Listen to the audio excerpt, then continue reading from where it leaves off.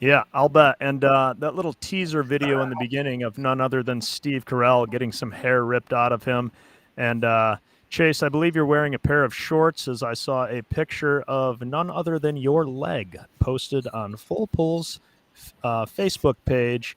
And we get to see the very follicles that will be ripped from your flesh this evening. And the reason for that is why, gentlemen? Care to tell me? What was this, round 3 of the No Practice podcast? We need to brand these something. Maybe we'll just brand them Chase Loses, but the No Practice podcast bet off between the 3 of us. Yes. Yeah, and we the last time we were together pulling was less than a couple weeks ago, Nashville, Illinois, and needless to say, some things just didn't work out for me. We'll get into more of that. You know, I don't feel like I was. I'm here to take my bet and my loss fair and square, but I'm not very happy about it. So, Adam, how would you explain it? You know, I felt pretty good after inching past Tyler the first night when we were all 3 back to back to back. You know, we knew Chase was going to drop. I think we knew that Chase was going to drop. And for sure. Because for those who don't know, this isn't actually the tractor that I bet with. This is the red tractor. Made a good run. I think I finished 3rd with it. This is Friday night 1, yeah, right? We're sitting at the table here. So, carry on. Track left a little bit more than to be desired. It was kind of hard and dry, but, you know, it's the same track everybody runs on. And shout to Esden Lane. It's not a bad track, just bad setups. Carry on, Adam. Yeah, so, you know, Tyler made a really good run. I think he won like 295, I do believe. Yeah. In his unit. This is Tyler driving his dad's tractor. And that was the first time I ever drove that tractor, and it made it made an all right pass. That thing sits and drives a little bit different than mine, but I was pleased with it. Yes, track was a little dry. You kind of had to punish your motor a little bit and get it off the line, but nonetheless, Adam and I prevailed, and we both beat Chase on Friday. What was it like? Hang on, we'll get to it. What was it like driving your dad's tractor? What's the big difference? And for our new listeners, and shout out to all of our fans for coming back. Once again, this is a highly anticipated episode, but what's it like driving your dad's tractor, who you're filling in for, who's still recovering from his injury? Let's talk about that, because I don't want you to downplay it. Well, as weird as it is, his tractor actually sits a little bit further back than mine does, which kind of seems weird because I realize it looks like I'm still sitting far forward, but my legs aren't near as close to the headers. And yeah, it drove fine. His clutch is a little bit snappier than mine, but I felt like I had it figured out by night 2. So I feel like I'll get better in the seat of that thing. It is a little weird going from one tractor to another when the switch to like engage the starter is in a little bit different spot, and so that kind of messes with your head. But all in all, it wasn't bad, other than when it came time to sharpen 2 sets of tires in one day, because traditionally Bruce would sharpen his own tires and I would sharpen my tires, but because I was driving them both, that meant I had to do the tires for them both. So Tyler, we'll get to your tractor, which was the one with the stakes on the line. What was the outcomes of your dad's tractor? I can't recall for the weekend.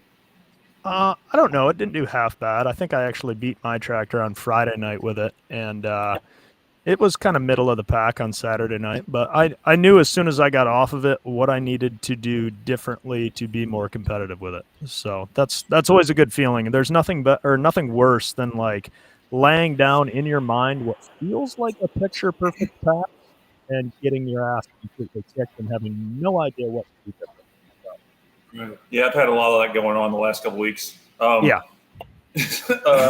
So to set the table Friday night, okay, and Adam, your Footloose tractor was the one that was at stake. Tyler's tractor, Have No Mercy, and then I had one entry. I think I got next to last. If I'm not mistaken, I beat one tractor. You all were 6th and 7th, maybe. Is that right? Does that sound correct? Yeah. It was so. Needless to say, all within striking distance. It was 6th, 7th, and 9th. 6th, 7th, 9th. So waking up Saturday morning, feeling really good about things. I don't want to jump ahead on Friday, but to Saturday with our bet. But like, there's some other things we talked about, Adam ran a brand new tractor in the field, which I know we would love to get his take on, because it paints the picture of, you think you've done everything, everything's brand new, everything's nice, and shit still happens. So Adam, you can kind of take through what your red tractor experience was. Yeah. So the red tractor, I think, was 6 on Friday night. And after learning the, what I call the black tractor, Footloose, the bedding tractor, front end glued to the ground, 0 weight transfer, just basically a burn all the way down the track. We came back, and needless to say, we may have made a few adjustments. And I thought we made a pretty good hook. Ended up third with the red one, so I felt pretty good about a brand new tractor.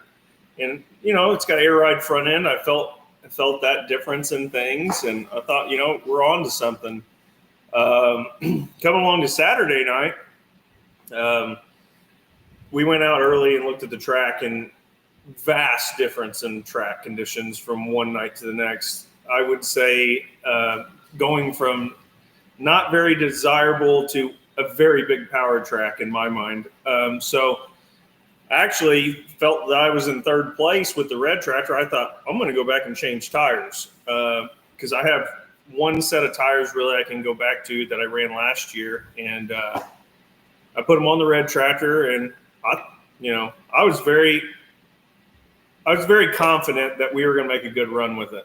And it took off the line great. As soon as it hit the throttle, it took off great, and got about 100 feet, and it snapped the input shaft in half, which the input shaft comes from the transmission to the clutch.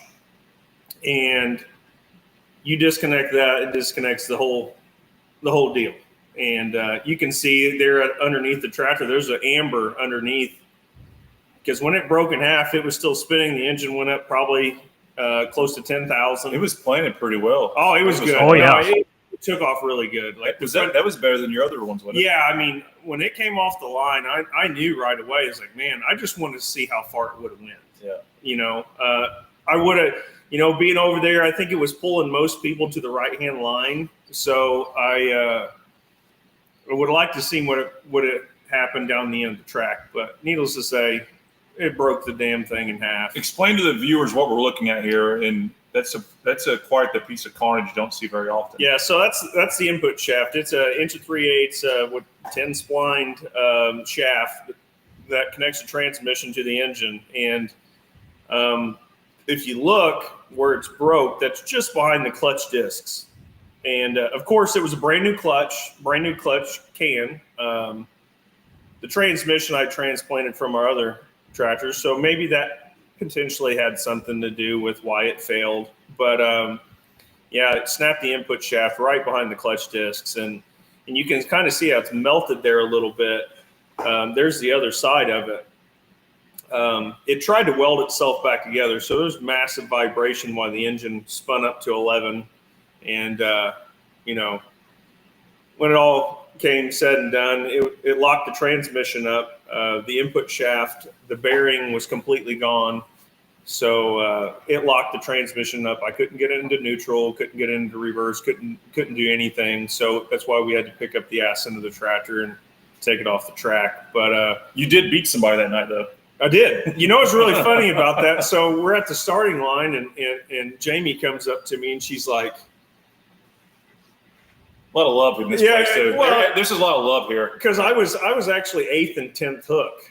I was 8th hook with the red tractor, 10th hook with the white tractor, which was the bedding one. And the first tractor comes up, and Jamie goes, I don't care how far you go, but as long as it's 1 foot further than Chase, that's all that matters. And I said, honey, wrong tractor. This is the red tractor. We're trying to win the Pullers Championship with this one. More on this girl named Jamie later. Yeah. And she's like, oh, okay, whatever. Well, when I tell you on the red tractor, it breaks. I go 149 feet. It is exactly 1 foot further than I went. 1 foot further than Chase went. But she's getting the last lap and all this said and done. And I think that's a good segue, Adam. Thanks for the details on the unfortunate carnage and wreckage. But it goes to show you that that's the best equipment. Some shit does fail, but you'll be back and going here for the next event next week. So Yeah, I think that's a good segue. So we talked about Friday night, 6th, 7th, and 9th. I was not test hooks Saturday. I was second hook. What do they call that? First screwed over? Who was the first tractor that ran? I can't remember. I think that would have been Grant Theobald. Was it? Or no. Was that? No, I was second hook. Grant Theobald was first hook. He kind of one wheel a little bit, and he dropped, and that leaves Chase to be first screwed. Yeah. So obviously, my mind is not on this Pullers Championship. My mind is on wax and legs. All right. So going into this day 2, so I think we can start the roll. So the test puller drops, which basically leaves me as just a regular competitor in the number 2 slot coming up. So nobody had really had a good look at the track. Backstage, you can probably start playing this, and I can talk through it to really formulate my excuses here. So, as Adam said, track was much different. The track the first night was very tricky, and you can see the leaving the line there was much different than the first night's video. So this is actually something I was talking to someone on our team, and I've complimented Adam. Adam's the best I've ever seen this. But if you let out your first attempt before 100 foot, is it 100 foot? Yeah. Then you can drop and come back. And this is the first time I've ever successfully done this in a mini ride, I'm pretty sure. So as you people are watching there, you can see the tractor picks up high, and it does something what we call one wheel, which basically one wheel comes out of the ground, and you can either stay in it and go for a ride or get out in the time I did. So no, it looks like you took off really good for the line. So as a driver, you're sitting, this thing's going to go somewhere I can get after. Yeah, and in my mind, I'm thinking, okay, this track's better. This is a first real look. I got something for these guys in this wax job they're trying to hit me with. So as you can see me, I'm talking there to the tech official. I did my Adam Kester impression. I want to drop 6th or last. I'm not really sure on the rules, but I want to drop 6th or last because Adam, NTPA, you can only drop 6, right? You can only drop 6. The TPC guys, I don't know. I guess I don't know. We're following Pro Pulling League rules here. So whatever it is, I'm dropping 6. I'm feeling good about life. And then I'm told right here by one of our guests tonight, ironically, John Mears from Pro Pulling League, one of the main guys in charge, and I think he oversees the tech side of it, that I have to go back and pull right now. Didn't really understand why nor had to even have time to debate or think about it because in my mind, I'm like, well, this is a PPO rule. I guess I got to do this, even though I didn't really think through it probably like I should have. So it's a little bit, it's on my fault. So, but Tyler, explain to me in PPL, if you get out of it before 100 feet, do you have to drop 6 or can you go all the way to last? That I don't know exactly. You have to have what I believe is like a mechanical breakage, like maybe a port nozzle loose or ignition not working, and then you are able to drop and come back. So yeah, working properly. So that's where my boy John came out there and told Chase, like, listen, buddy, you got 2 options. You're going to run right now again, or you're not running at all. Which one is it? And so meanwhile, I didn't realize that was being said. So my dad and I are watching, and we see Chase coming right back to run again. You went this time, right? You went right after me, right? Yeah, I believe so. Shortly after you. So I said to my dad, I'm like, what is that idiot doing? Like, why would you run again right now? And I didn't realize that he was told, tough shit. You don't have an option. So here we see Chase take off again, bounces, horrible start, and literally does almost the exact same thing, takes off for the left-hand side and lets out of it. And that was Chase's distance. That was smart. You let out of it because it wasn't going to get better from there. Yeah, I mean, I guess it was smart. Well, I'll let you know here in about 2 hours, but the outcome was not going to be good for me regardless. I went back behind my tractor in the short amount of time I had and tried to make an adjustment to the hitch. But like I need to, as all of us know, anybody that pulls in that class knows, if you have a few minutes, you can make a few minute changes that can probably help you in this situation. So needless to say, I had to pull again. And so hang on, we should carry this on. I'm going to get back to you two because you two kicked ass that night. So Tyler, you proceeded to win the class. I think Adam, you were in second to the last hook and got third, right? Yeah. So you were sitting at 1-2. I'm sitting there thinking, well, I'd really dropped the ball. I sucked, and not saying I would have done any differently, but I go to congratulate my buddies. We have drinks. Believe it or not, we do talk sometimes after pulls, but it's occasionally. It's out of victory. I had to go talk to these guys and be the bigger man and congratulate them. And the first thing I see Tyler, he's like, "Why did your dumbass come back and pull again?" And I'm like, "Well, I had to." He said, "Well, Grant Theobald didn't," and what he's referring to, and I didn't. And this is on me as a competitor because I didn't challenge it. The night before, you're looking at a run here where similar scenario where a driver gets out the throttle and he drops 6th or last. I think he was learning the class, but he dropped at the end of the class. And I was thinking, well, I'll be damned. Why didn't I do that? Not sure. I'm sure there's some unique rules that I'm not aware of, and I'm sure we'll get a fair explanation here. But as you can see here, much different exchange than the exchange I had. I think he was just told he can go run last. But again, we're not here to throw darts at anyone. He will be on. I'll ask him in a fair way. And these guys have tough jobs to do. There's rules. But if there wasn't wax in the line, I probably wouldn't care. But I'm actually I'm kind of blaming this on the rules. Yeah. Well, should we call up our boy John and get his? No, hang on. I don't want to properly. Let's properly talk about this because had I thrown something on my ass, I probably would have had an uphill battle to beat either one of you. Because Tyler, you proceeded to win the event, right? In your tractor. Congratulations to you. Yeah, thank you. I got lucky. Everything just worked right, and for whatever reason, I think I just had my stuff set up properly for once, and that more than aggressive setup was just enough, and it happened to be what the track would take. It hiked the front end, never hit the wheelie bars, but carried the front end, just killer ground speed.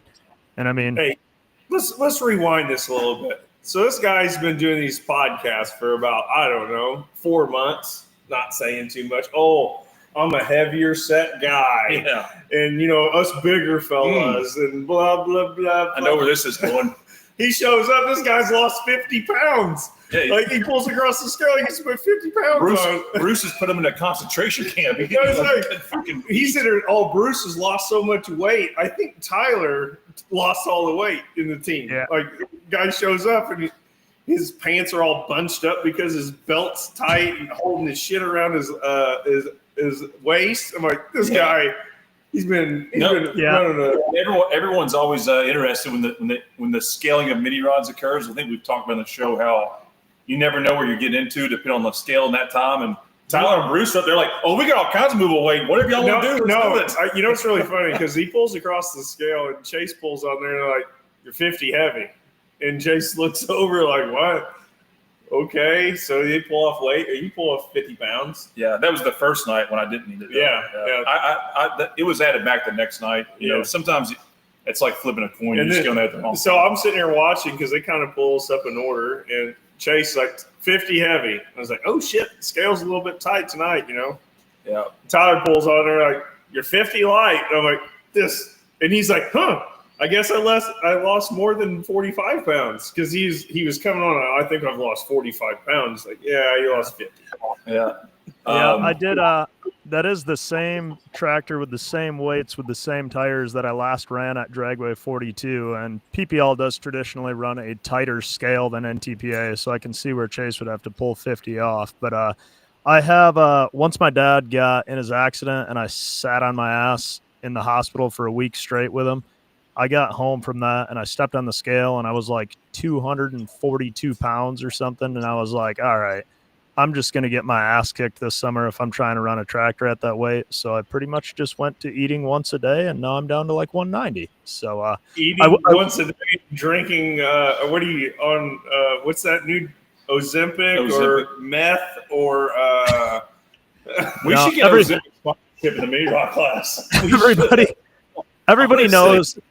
Everybody that knows me knows several things that means I wouldn't take Ozempic. One, I would pass out every time I have to give myself a shot.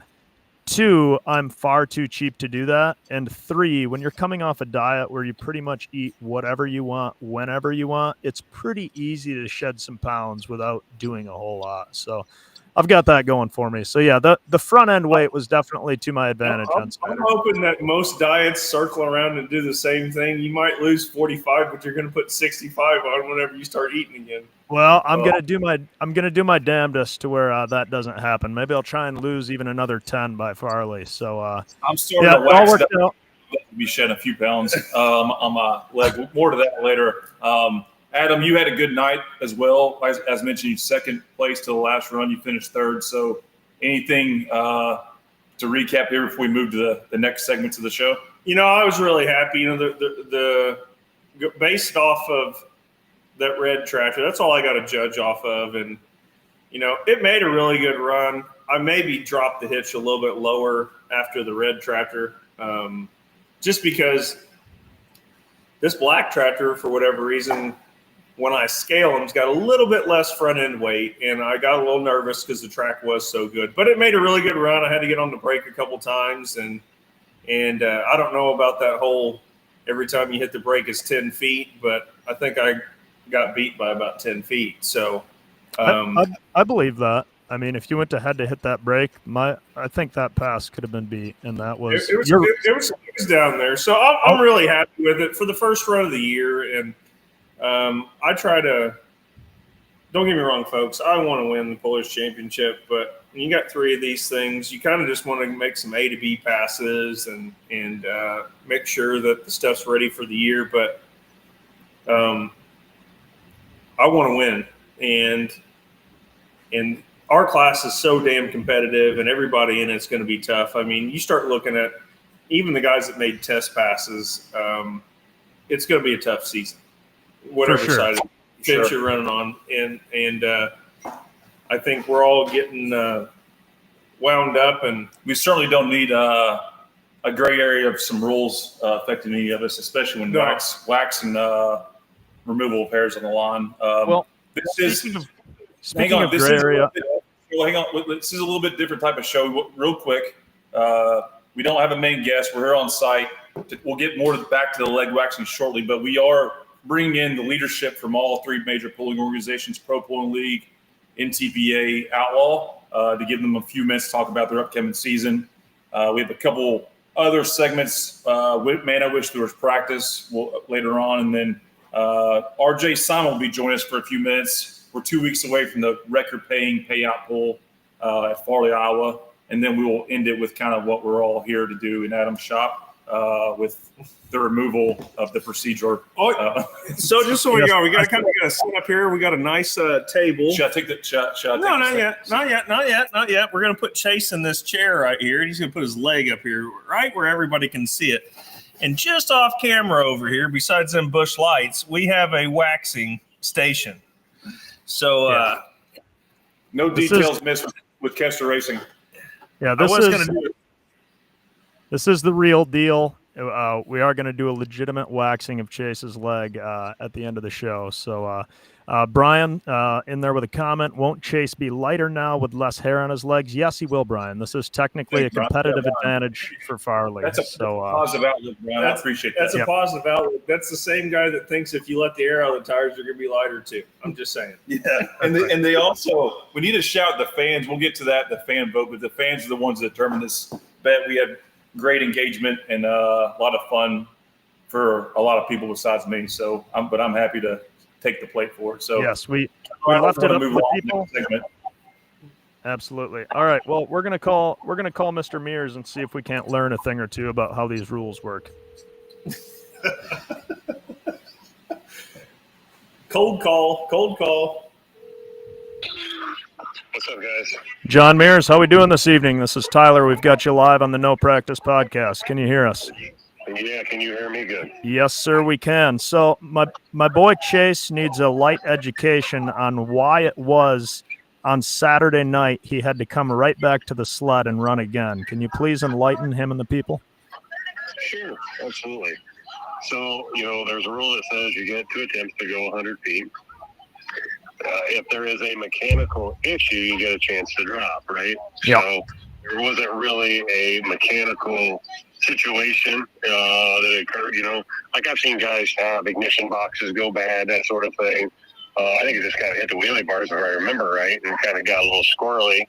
But we got time. He, did a couple of adjustments, if I'm not mistaken. I think Chase did lower the drawbar maybe or something. And oh yeah, I think we got fuel in it and all that stuff, and it still kind of did the same thing. And I know a year ago we kind of had that same equation that happened with the mini rod class, with kind of track conditions and so on and so forth. So Yeah, it's you try to err to the side of the puller in that equation because it is a judgment call. Yeah. I think even also that night, one night, I don't know if it was Friday or Saturday, the diesel four-wheel drive truck, Cummins killer, he's like, yeah, I got something wrong. And then like a Charger jumped on him and he came back and ran that later that night or whatever it was in that session or class. So Sure. Yeah, that's fair. John, were you aware that that Chase now has to get one of his legs waxed because of his poor performance on Saturday? I was not aware of that. The only thing I thought that maybe Adam was trying to win some sort of like sunburn or skincare thing over last weekend when he did all of his power washing of the decks and all that sort of thing. But I was trying to win some sort of trophy there.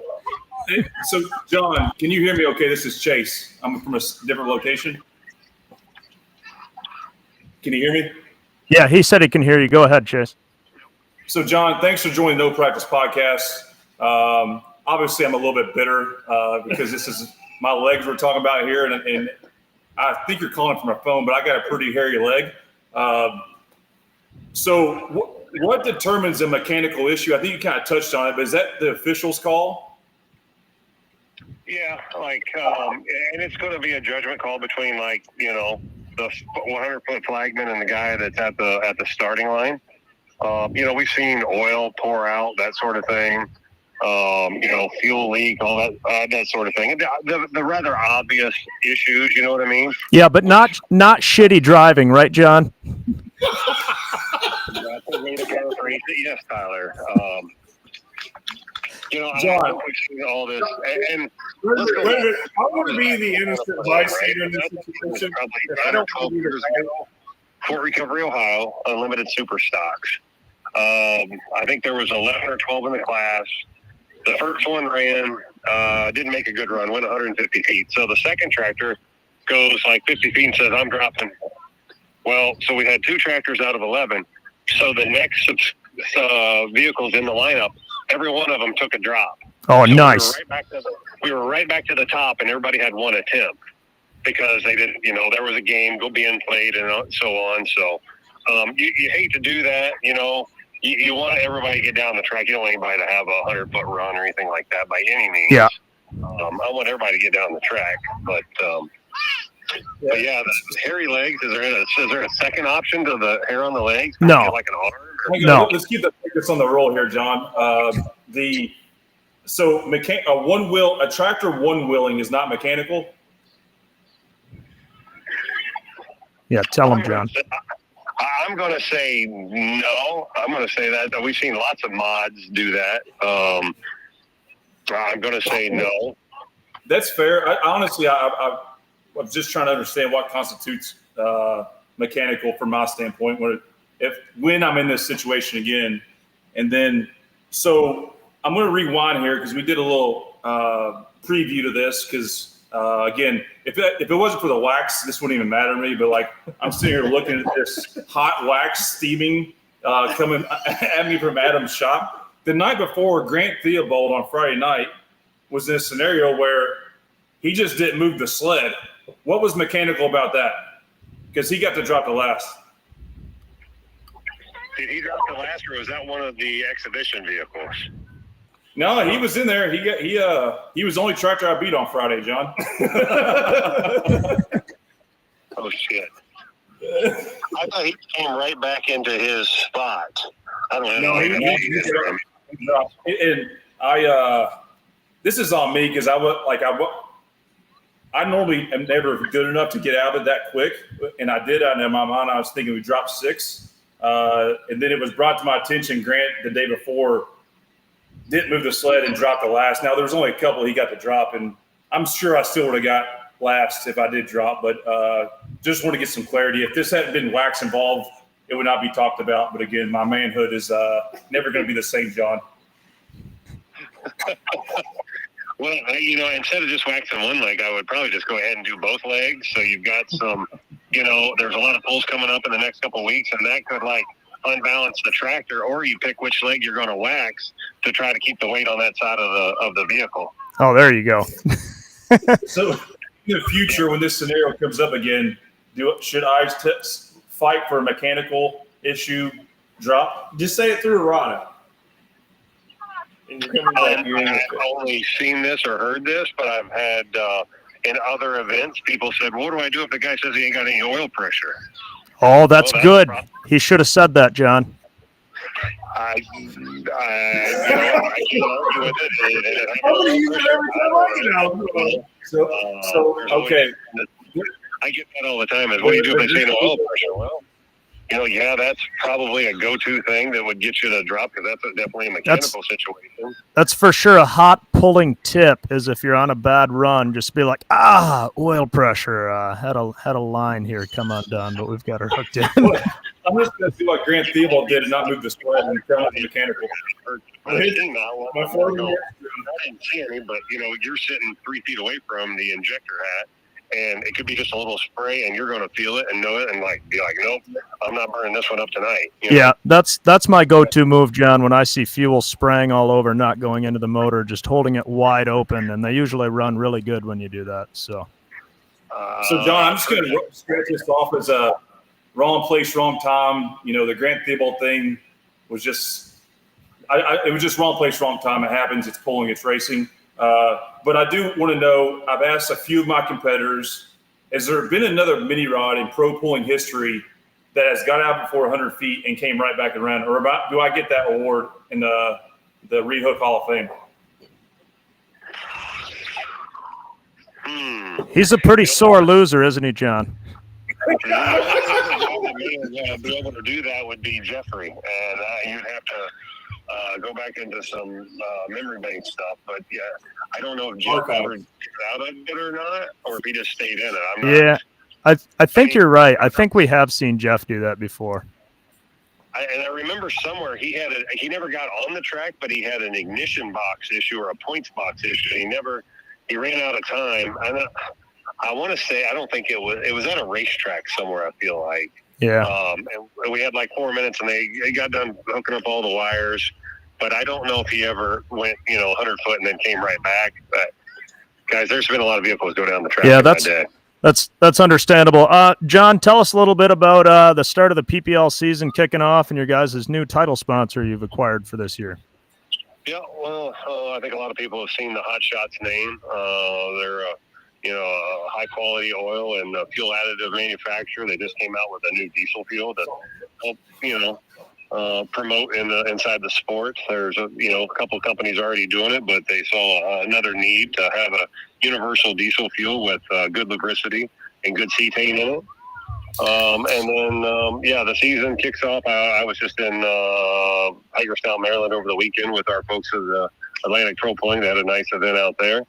And really great crowd. So I think we're in Lawrenceburg here in another week, and then the season starts with the new Macville up at Seymour, where you guys are at the big soiree at Farley, winning for $50,000, and then we go into Missouri for like 2 weeks, and then to Osceola, Iowa, and then of course you get into the July and it's Hell Week, and it gets really hot, and everybody loves that kind of time. Oh yes, sir. We're looking forward to it for sure, and I can't thank you enough for doing what you did to Chase. And so the waxing this evening is going to be sponsored by John Mears, as far as I'm concerned. And I give you all the credit there, sir. So do I need to get any used razor blades rounded up and send down there to him? No, well, I'd say you've done enough now, John. Appreciate you coming on and answering the tough questions. He thinks you've done enough, John. So. We'll call this water on the bridge. Yeah, he doesn't like to get beat, John, but that's okay. That's just him. We can't thank you enough for your time, sir. Well, thanks, John. We're up in the game, but Tyler, you said something there that's probably pretty good, right? If you see somebody that doesn't, how'd you say that Chase doesn't like to lose? Well, show me somebody that likes to lose, and they're never going to be on top. You know what I mean? That's true. Everybody wants Show me to somebody. Yes, sir. Yes, sir. All right. Well, you have a good evening, sir. We'll see you here in a couple of weeks, and thank you very much. Sounds great, guys. Have a good night. Thank you. Bye. Thanks, John. See you, John. Mr. John Mears right there, ladies and gentlemen. I did have my father, Bruce, text me during that call, and he said, it has happened to us before where we had to come right back. So, Chase, here I thought you were special. A great Theobald deal. I'll say he's showing signs of, you know what, I'm not going to say anything. I've maybe used the get out of the throttle before 100 feet just because I'm scared if I tear it up, I won't get to come pulling anymore. So you're going to see me get out of the throttle if it starts getting stupid. If I don't get out of the throttle, there might be something mentally wrong with me. But that's good to know that oil pressure was a little low when I started getting crazy there. That was a hot tip. Backstage, you can pull that video up where he comes up to me, because in my mind, and a million things go through your mind, I let out of it, and I was thinking, shit, I pulled Adam, and then I told the guy there I want to drop 6, and he's all good with it. Chase, I'm going to blame it on the guy backing you up to the sled. It looked like you were crooked backing up to the sled anyways. I'm just going to say that. Yeah. Shout out to Chad Mayhill for screwing me too, him and John Mears. Didn't mean it, Chad. But no, hang on. I talked to the guy, and John comes up, and it was a friendly exchange. He said, you got to pull now, and PPL, you got to go back and hook right now. And I'm thinking, well, fuck, what can I do to fix this problem? And as you can see right here, and I'm feeling good about things. Yeah, right here, John comes up to you, and he says, listen, listen here, buddy. You're going to pull right now, or you're going to go home. Those are your 2 options. What'll it be? And Chase is like, oh, geez, I'm learning things today. Yeah, well, appreciate John coming on, answering the tough questions. They're going to pull him off the track right here. Nope. So said, no. Oh, no. I don't think so. Oh, gosh. Yeah. Thanks to John coming on. That's honestly, that's informative because I did not know that. I will definitely have to keep that in mind. They thought $50,000 to win was high. $50,000 to win was high stakes. This is high stakes. You got your legs lax. Gentlemen, I've got somebody else reaching out to me, and I can't verify this, but I have to take his word for it. Larry Richwine has reached out and said Grant was test hook and can drop to last. They didn't. No, he was not. Oh, he was on Saturday, Friday night, Larry. Friday night. I appreciate Larry was back. Hey, we understand that that's a relation to you, and you're going to do whatever you can to nudge a little closer to the family, but I'm not even taking it from Chase here. No, it was salt in the rooms. I went over there, and those guys were like, hang on a minute, boys. Who you calling? Yeah, Larry, are you there? Yeah, I'm there. Okay, so turns out Grant was not test hook when he dropped. What do you think? I heard him just say that. I thought it was the night that he was test hook, but whatever. But the only person that can drop the last in any situation that doesn't go 100 foot is the guy that is test hook. Okay. Everybody else can hang. Larry, do you think I was treated fairly? Larry, do you think I was treated fairly in this situation? But not PPL. Okay, Chase. Sorry, it's a bit difficult with you on speakerphone. I can't put it. So Chase is whining in the background saying, do you think I was treated fairly, Larry? What do you think?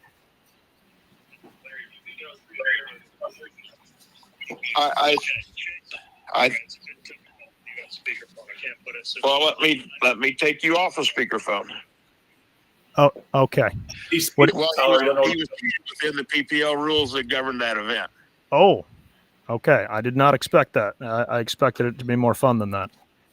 Well, no, I mean, I had to learn the differences between the 2 rule books, but NTPA, if you stop before 100 foot, you can come back 6, but not last. But in PPL, unless you have mechanical breakage and it's very apparent, I don't know that the oil pressure thing would fly. But I do know for a fact that you either run right now or you forfeit that second hook.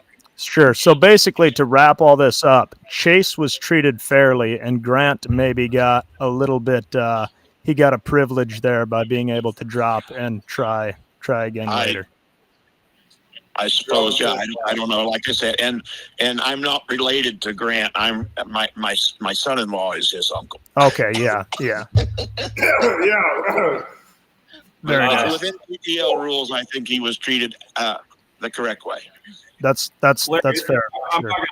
I one wheel is a mechanical issue, All right. but I'm not going to. Thanks for chiming in, Larry. No problem. All right. Thanks, bye. Thanks, Larry. There we have Fans, it right there. Is it fair or not fair? Comment. Can I get? I think we have enough fans say I was not treated fairly. And No, vote. I it can get out. sounds. No. It sounds to me, Chase, like you were treated fairly. However, Grant got a little bit special privilege there, but that didn't necessarily affect your run. That just affected his run. So They said, Chase, this guy didn't even move the sled. We're gonna let him drop. You moved the sled. I mean, come on. Yeah. Oh well. They tried something. They went over on the right. I ain't gonna lie. I was gonna go over there too, but after he didn't move, I thought, what the hell? I'm not gonna embarrass myself either. Yeah. well, if anything, that what that does is that shows the fans, even though pulling seems so straightforward, that there can be a little bit of gamesmanship that can go on, where if somebody doesn't like their run, they can, pretend to have some sort of mechanical issue go on. But then also, it is so difficult to let out of it inside of 100 foot that I am impressed Chase was able to do that. If it was me, I would have held it wide open and just rolled my shit on its side halfway down the track. Had it not been for this bed, I would not have let out of it. I hope you understand that. I think what we're trying to see in this whole deal, when $50,000 is on the line, I think the rules need to be very clear. Yeah. Well, shit happens. Just wasn't my day that day. As Donald says, you just can't drive, Chase. Yeah. John Mears basically said that too. Yeah. Now, that might have been me that said it. And by the way, I see Tim Peisig checking in here. Shout out to the Peisigs on a 1-2 finish there on Friday night, showing us all what's up. Hey, how would you guys feel like? How would you guys feel like if you help the guys into pulling, they come to you for an injured program, you do all this stuff, you give them all your information, and then you get beat by them? I mean, what do you think you feel about that? It's called having a good business. As is tradition, Tim Peisig says, I think the track was way better Friday night because if you get 1 and 2, you just got to be like, that was the best dang track I've pulled on in a couple years. The winner never complains. Yeah. So Neither does Esden Lane. I'm just going to blame everything that happens the rest of the time on John Mears. I might throw Richwine's name up there now. He jumped in on it, but it's all good and fun. We're here to. Fans definitely are learning about that 100 mark rule in all classes moving forward and differences. Our goal of tonight's show was after tonight, when the fans are in the stands and they see somebody get out of it, they're going to be like, oh, he got out of it inside of 100. But if he doesn't have a mechanical issue, he's got to come back now. If not, he's going to get his gooch waxed. Well, I don't know about all that. What else we got going on? So we're in the midst of pulling season. I think it's a good time to chat about the NTPA Grand National season kicks off next week. Adam and myself will be in Hutchinson, Minnesota. Tyler, you don't want to come play? I kind of do want to, but I actually made plans to go to a Tigers game that Sunday with my grandfather. I've never been to a Tigers game with him, and I made those plans not being a good guy with a calendar, knowing that Hutch was that weekend, so I don't believe I'll be going to Hutch. You know what I love about you, Tyler? We go through all this winter and all this shit. It's a little bit like the weight situation. And I made a reminder to you before we went to Nashville. Like, dude, didn't you win the last 2 pulls you've been to? Oh, yeah, I casually did. And then you just won one of the 2 hooks there. So the 3 of the last 4 times you pulled against tough competition, you've won. So I would call you the favorite going into Farley, Iowa. But there is one guy that's undefeated coming in out of the betting situation. That's myself. That's Adam right there. That's right. Hey, clip that.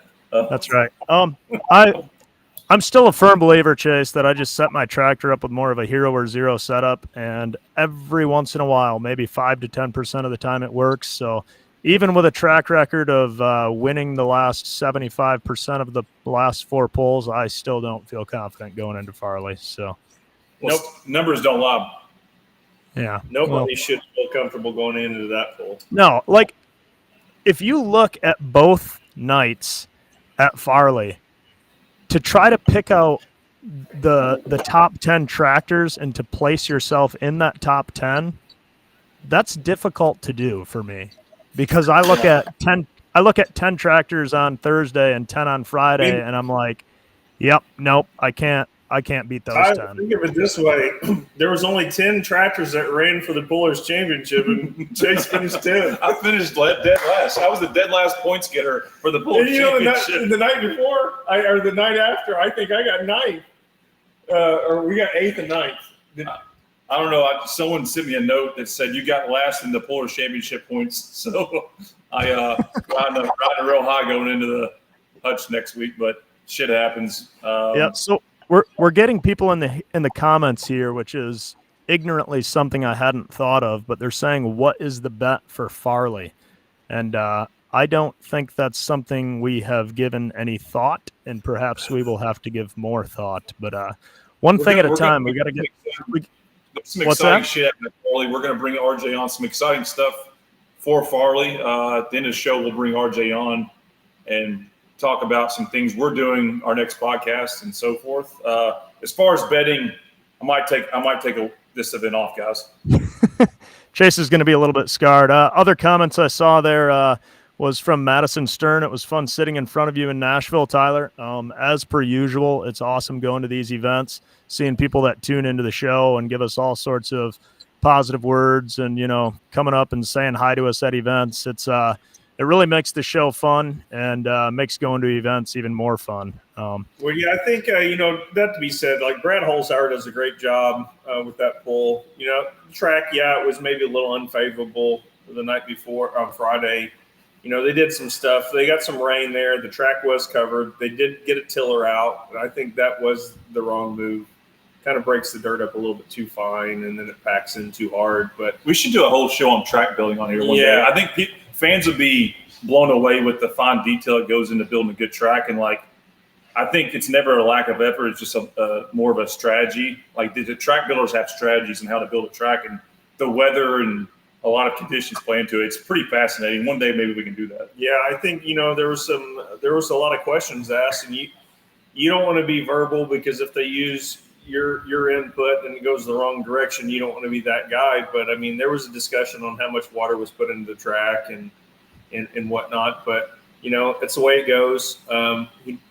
Saturday night, phenomenal. If anybody watched that 2-engine light on limb rod class, phenomenal. It was, the mini rod class was equally there for that. I mean, you look at the other ones, even the light supers.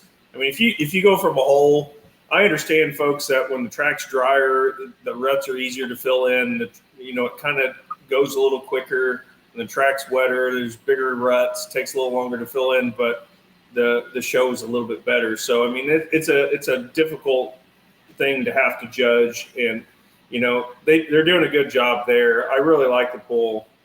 Brad's a phenomenal guy, and he puts on a really good event. There was a lot of really good things that come from that event, and it continues to get better. So I'm really excited to see where it goes.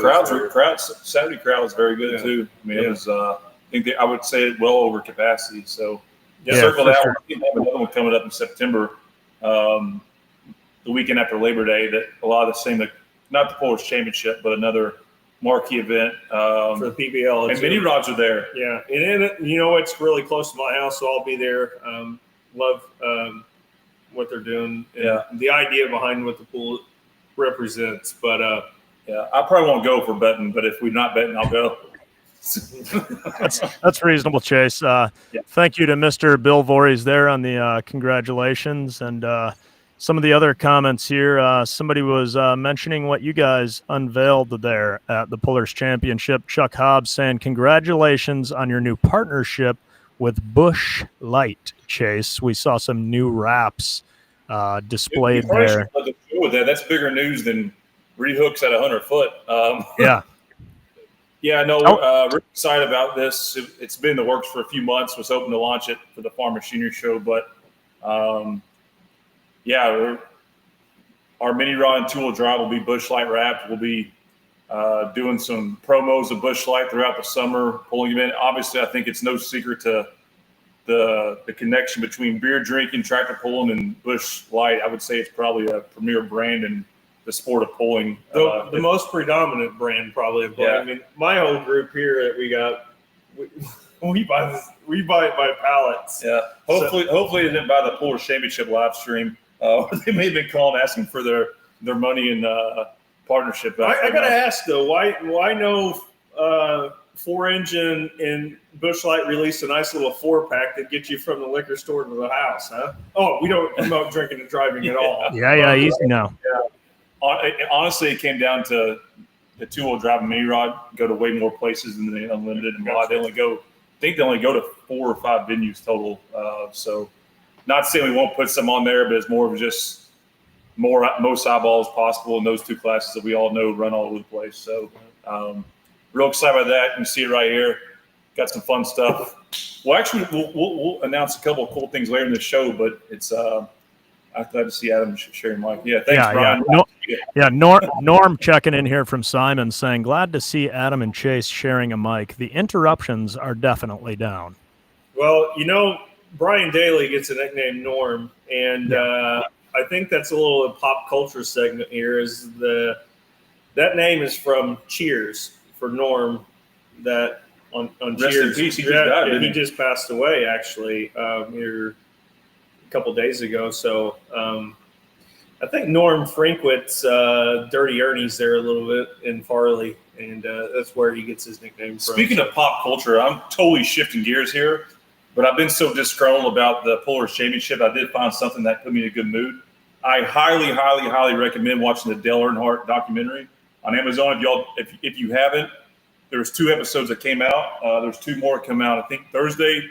Badass shit. That dude is gives you cold chills. Watch it. Watch that documentary. Probably the best thing I've watched in a long time. So for anyone that's tuned in for pop culture news from me, there you go. So well, we talked to Mr. John Mears, who is the head honcho at PPL, and I believe we were going to talk to the Mr. Head Honcho from NTPA as well, Mr. Greg Randall, who is actually no stranger to this show, and he's been on several times.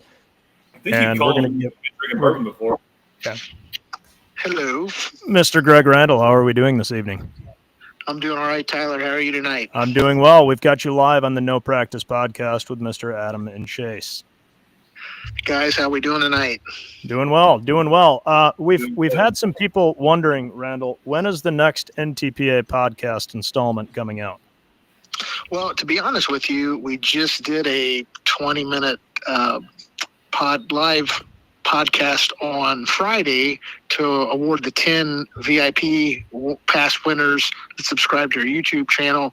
And the thought is we're going to have one the week heading either into Farley or out of Farley. We're going to have one right before Chapel Hill. We're going to have one right before Bowling Green. We're going to have one right before Enderley. So we're going to be gathering content at the first few events and putting together some shows.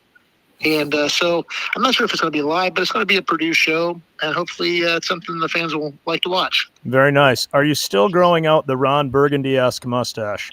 Well, not quite growing it out, but I was kind of putting some oil on my leather encyclopedia books. Yeah. I thought you'd appreciate that. Yeah, absolutely, sir. Absolutely. Well, tell us about ramping into the NTPA season here, and what's different this year, what's in store, and what do we got to look forward to there, Greg? Easier maybe to say that what's not new. We moved into a new headquarters January 31st, so we've been there 3.5 months, almost 4, and it's definitely a headquarters versus office space. It's made quite a difference. I hope you guys can come up and visit sometime. We had an open house, had quite a few participants at that. Had a board meeting, had a tech school, had an entry school. So it's been that's been tremendous. Our staff has increased a little bit. We got a couple of interns in from Ohio State that's helping us out quite a bit.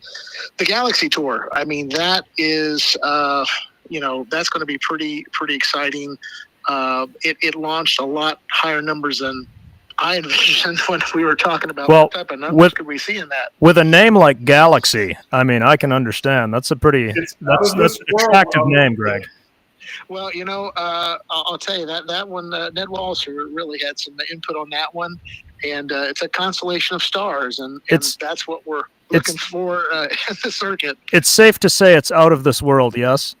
It's out of this world. Yeah. $268,100 of fresh money ceiling wise. I mean, part of it we have to make up with some sponsorship. Unfortunately, got that dirty word rain that's going to come in, but we've kind of factored in what that number will be. We've already factored on next year of increasing that money and paying deeper. I mean, we've already put that together, what that would look like. So we're really excited where it's going to go, and it's a way to reward competitors in a new, exciting way.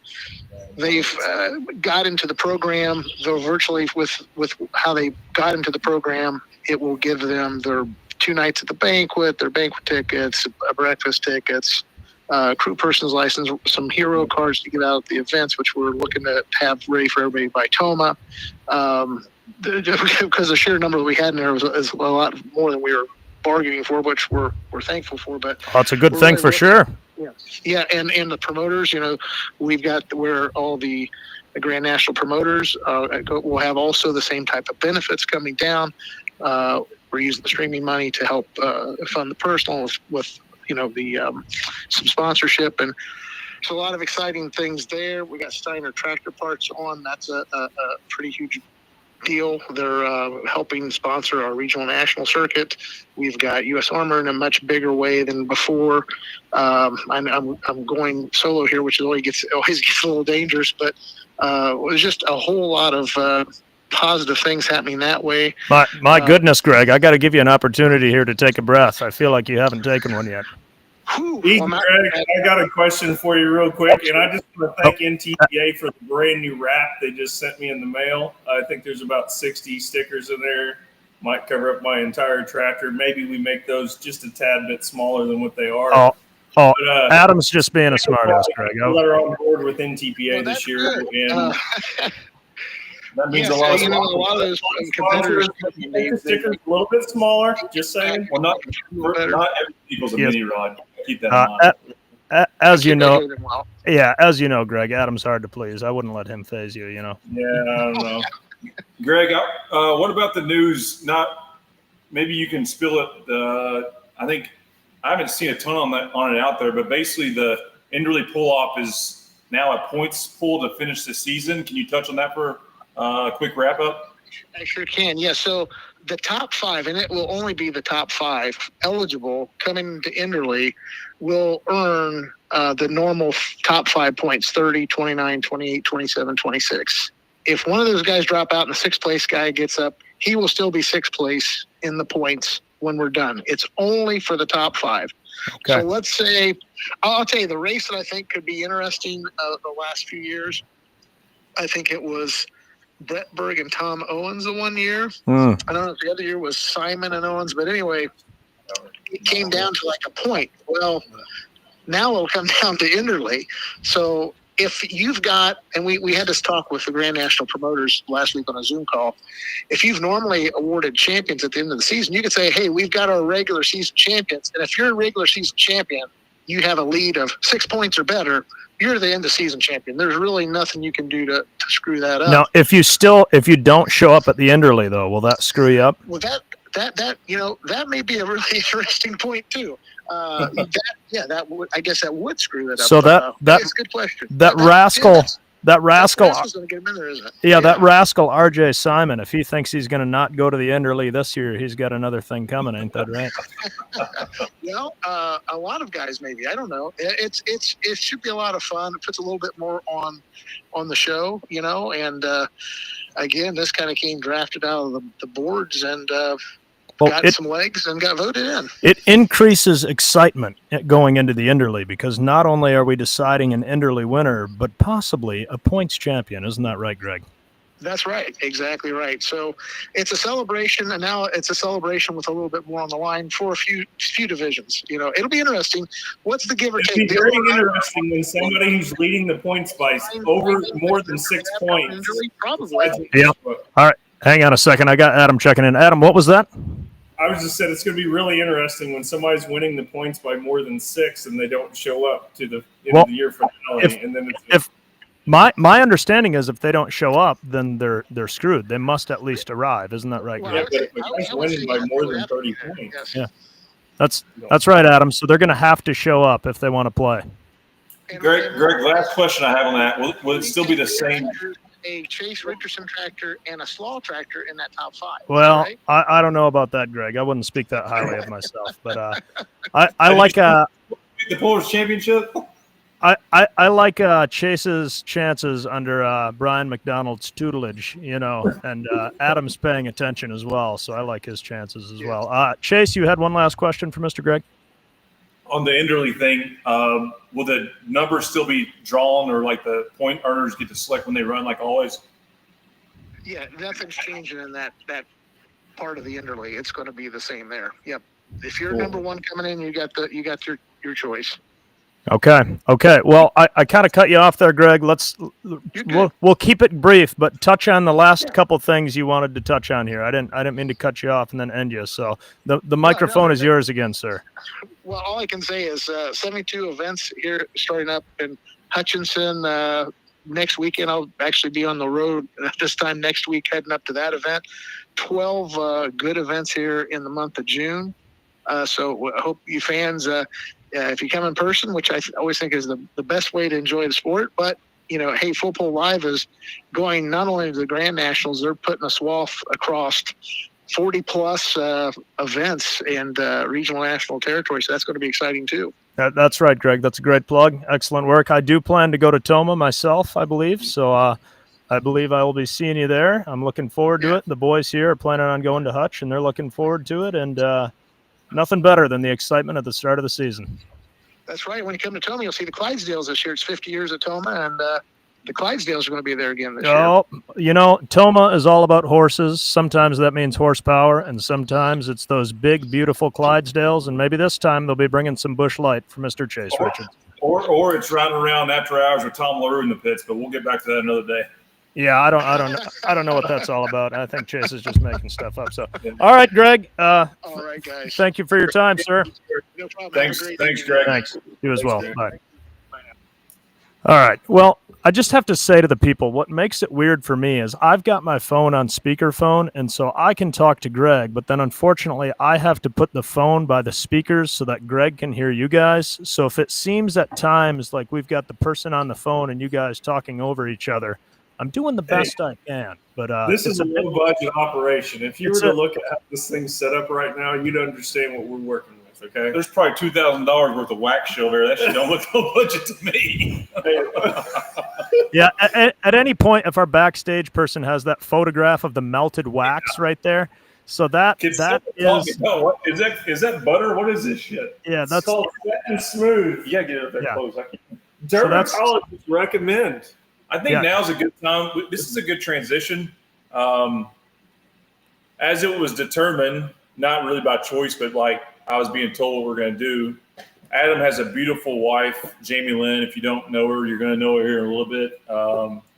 Who does hair, beauty, all kinds of, what do you call it? Like, if I was like, hang on a second, if I was a person in the regular world that said, I want to go wax my legs, where do you go to get this done? I don't know, Chase. We went on vacation together, and you were at a spa with me, too. So you go to a spa. Where do you go? A spa? Anyway, she does this shit for a living, whatever it is. Well, she's a hairstylist, right? And she does all kinds of haircuts, and usually it's facial waxing. Like, if you got a little bit more hair on your upper lip than you need to, and you're a woman, you got to get rid of it. It rips right off there. If you got a little hair in some unwanted places, she doesn't get into anything below the neckline, but whatever. Is that by husband's rules or her choice? I think that's her choice, actually. There are other people that do that, but I don't know if they call them. You can go get a. I still work like one of you fans commenting. If I wanted to go do this as a regular human, if I said I want to wax my right leg, where do you go to do it? A spa? I'll ask you this, Chase. Would you trade waxing an entire leg for a bikini wax? What's that? The nether regions. Yeah. That is called anything that's around the. Yeah. All right. This is a family show, gentlemen. How do you know I don't do that? what do they call it? What's the other word for that? I'm not Brazilian. Is that a Brazilian? That's where it from. When they say asshole to elbow, it's in the same region. Okay, I'm starting to get uncomfortable. Fully waxed. Yeah. I don't know if I want to see that on the show. Jamie is kindly offering her services to come to do this removal, and they told me she removes hair for a living, but apparently she don't run with these falls. Yeah. So Uprooted Salon. So that's actually not the name of her salon. It's the Style House in Tullahoe, Tennessee. But she, look at those hairy legs that are just going to be. There's probably going to be blood running from them here in a little while. She's one of the amazing women in pool, and we don't do a good enough job on the show profiling the women behind the scenes. Jamie is. Adam definitely outkicked discovered. She's a sweetheart. She's an angel. I may not be calling her that here shortly, but we're going to have some fun with her. She's our guest in No Practice Podcast because of that she's here. So we're going to have some rapid fire fun with her, and you all will get an up close and personal moment with Miss Jamie Lynn. So Tyler, what were you saying? Chase, to let you know that I was going to take my end of the bet seriously, I see Kendra commenting saying Brazilian for women, manzillion for men. That is actually the person, that's Courtney's friend, my friend as well, and I had arranged for her to be here today, and she does this for a living, but she does everywhere, and she was planning to be here to wax my leg had I lost. So she's professional. She has her own place. She's professional. That's what she does. See if she give me $100 gift card to send John Mears to her place. I'm afraid waxing. I don't know shit about it, but I'm going to say that it might cost more than $100 to make that happen. Well, it depends on the component. It depends on what kind of stuff we're working with. Waxing's kind of like pulling tractors. Certain parts are more expensive than others. Oh, shit. I mean? This show must go on. We're here. Yeah. It's fun to mix it up a little bit.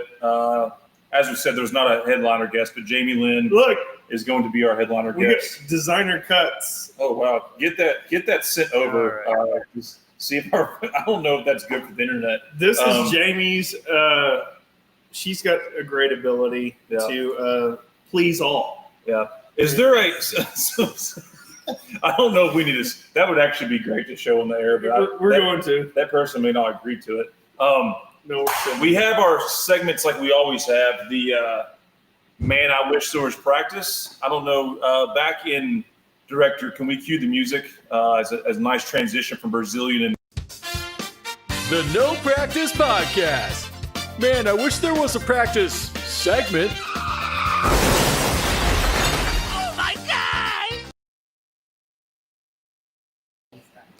Yes, we've got the man I wish there was practice segment with none other than an outlaw puller.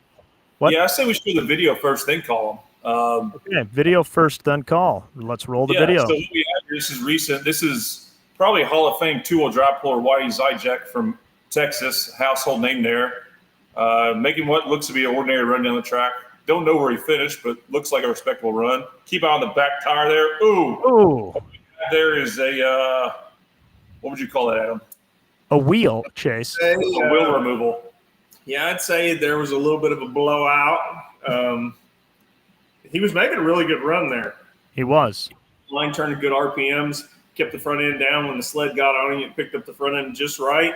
And really when the load just got on him, it looked like that back tire squatted a little bit, and it blew the entire center of the wheel out of the tire. Whitey is going to try to act shy, so bring your best for him, Tyler. Yeah. Okay. He's not. He's actually a funny-ass dude. Hello. Hey, is this Mr. Zetch? Yes, sir. Well, sir, we were just watching your video here live on the No Practice Podcast where you drove the wheels off that two-wheeler. Can you tell us all about that? Just one wheel. Just one wheel, yeah. So many rods occasionally will one wheel, and I've never seen a two-wheel drive one wheel, but you managed to do it there. What happened? Well, we just tried a new set of wheels and got to go back to the drawing board, I guess. That was a brand new set of wheels, sir? Third run. Third run? Oh, did you make them yourself so at least you're the one to blame? I guess I'm to blame. I was driving. Yeah, that's typically how that works between my father and I. So was that a style of wheel you had never tried before? Was there something different or new or just a fluke deal? Nah, I don't know. It was a Kaiser wheel. They tried a design and it didn't work. So we're going to work on the next design. Well, are they at least lighter than whatever wheels you were using before? Yes, sir. It honestly, price-wise, are they half off or no? Really don't know yet. You don't know yet? Okay. Well, it did look really shiny, I gotta say. Will you be trying another set, or did you go back to a set of Old Faithfuls there? Well, I had to go back to the set of Old Faithfuls because that's all we had. But no, we're going to try another set this summer. I can admire that. You know, you can't just fail once and call it quits, or none of us would be pulling anymore. Isn't that right? Oh, you break a set of rods, and you're just going to go buy another set. Yeah, you're damn right. And that usually takes out a lot more than just a tire. I have to imagine that tire was ruined in the process. Yeah, I guess it hit the brake caliper on the inside, and it sliced it. It sliced it. Yeah, that doesn't surprise me. I thought I saw a tube in that tire. Is that right, or was that just seeing things? No, I don't know what everybody else runs in the two-wheel drive, but we run tubes. Okay. Are they pretty much all beadlock wheels too, or do you guys run screws into the tires? No, that's what I thought happened. I thought it broke. I broke the screws off a lot of times. Twisted the bead off. Sure. So what do you think failed first? Do you think it spun first and then wrecked, or do you think it just folded the rim right up? I think it just folded the rim up. Yeah. Now, is it true? I don't really know. Is it true on those wheels that it's a two-piece wheel and they're O-ring together and not welded? All the wheels we have are bolted together, and then when we put them on the truck, the other, studs, they bolt them together too. Okay. Right. Some of the wheels that we have are welded together, and We have all different kind of wheels, and that's just all of ours are the same like that. Okay, yeah. I mean, when you're pulling, everything's going to break eventually. Jeremy Nelson checking in here that ruined your fresh paint job too. Is that true? It wasn't too fresh. Well, is the paint all right? We got plenty of it. You got plenty of paint. All right. Of the paint that we use, we got plenty of it. Yeah, I tell you what, I don't know about you, but I just use Rust-Oleum on my stuff, and it might look like crap, but it's really easy to repair. Well, we use the same paint we paint in the oil field, so they got plenty. Okay. Whitey, this is Chase here. Thanks for coming on the podcast and being a team player in sport. To take the fans through what they're seeing here. That's not something you see every day. Want to talk about you and Cole. I consider you a Hall of Fame two-wheel drive puller. You guys have kind of not win as much here lately, but you and some other Texas guys are coming up to Farley here, I guess 2 weeks from now. What's your thoughts on that ordeal? And I think it's pretty exciting to see everyone at one place together at one time. So what do you Texas boys got for everyone else? Well, we're just gonna bring what we got. I don't know if it'll be good enough or not. I've seen you guys be pretty doggone competitive for sure, so I like your chances. How far of a drive is it from where you're at in Texas to Farley, Iowa? I haven't calculated it out yet. I don't know. It's got to be, 1,200. Yeah, it's probably best to just commit to going and then look it up when you get behind the wheel, and you'll just figure it out from there. Man, we just wanted to come, pull with other, we just ain't been pulling much. Cole got a, young kid, and we just been busy at work, and we just trying some different stuff, and some of it don't work out too good. Yeah, that's fair. And for the fans out there, when you mention work, what is it you do for work, sir? Basically anything. We haul stuff in the whole field and equipment, and we build house pads and sandblast and paint and whatever, bale hay and whatever we can do. That's fair. What's the worst day of work you've ever had in the last 10 years? Probably this morning I was loading and there was a thunderstorm, lightning and raining, but you got to keep going. Yeah, that's fair. So I've been told to ask you, why is it that you are the only person Donald Nelson fears? I don't believe that. You don't believe that? No, I don't believe Donald's been doing good. I mean, he's running tough. I don't think he worries about us too much. Yeah, that's fair. That's fair. Well, I tell you what, a lot of you guys in the Outlaw series, you guys run doggone tough, and it's always cool to see you guys come out and run at either a Pro Pulling League event or NTPA Grand National. It's badass that you guys make that drive from that far to come and play and tag along. Yeah, I mean, we got a few pulls here. You know, we put on a pull and with a lot of help for everybody. You know, and we got a few close ones. Nowhere down. At least I didn't spend much fuel. I broke my wheel, but at least I didn't spend much on fuel. That is true. You got to get out of the throttle early, you know, so that saves on fuel too. What's the most challenging thing about putting on your own tractor pulling event? Well, I mean, we got a lot of help from everybody. Timmy, Donald, you know, Cole, Patrick. We got a lot of help, and the most challenging thing on the first week of May for us is the weather. Yeah, nothing worse than the rain for sure. We have good support from all of our sponsors, and we have real good, and a lot of people work hard. Yeah, there's nothing harder on your liver than a rain out at a tractor pull too. It is. It's just all the work you do, but we get dry down here. We're not mad at the rain. Yeah, that is true. You'll probably take it when you can get it. Chase, Adam, any last thoughts for our gentleman here?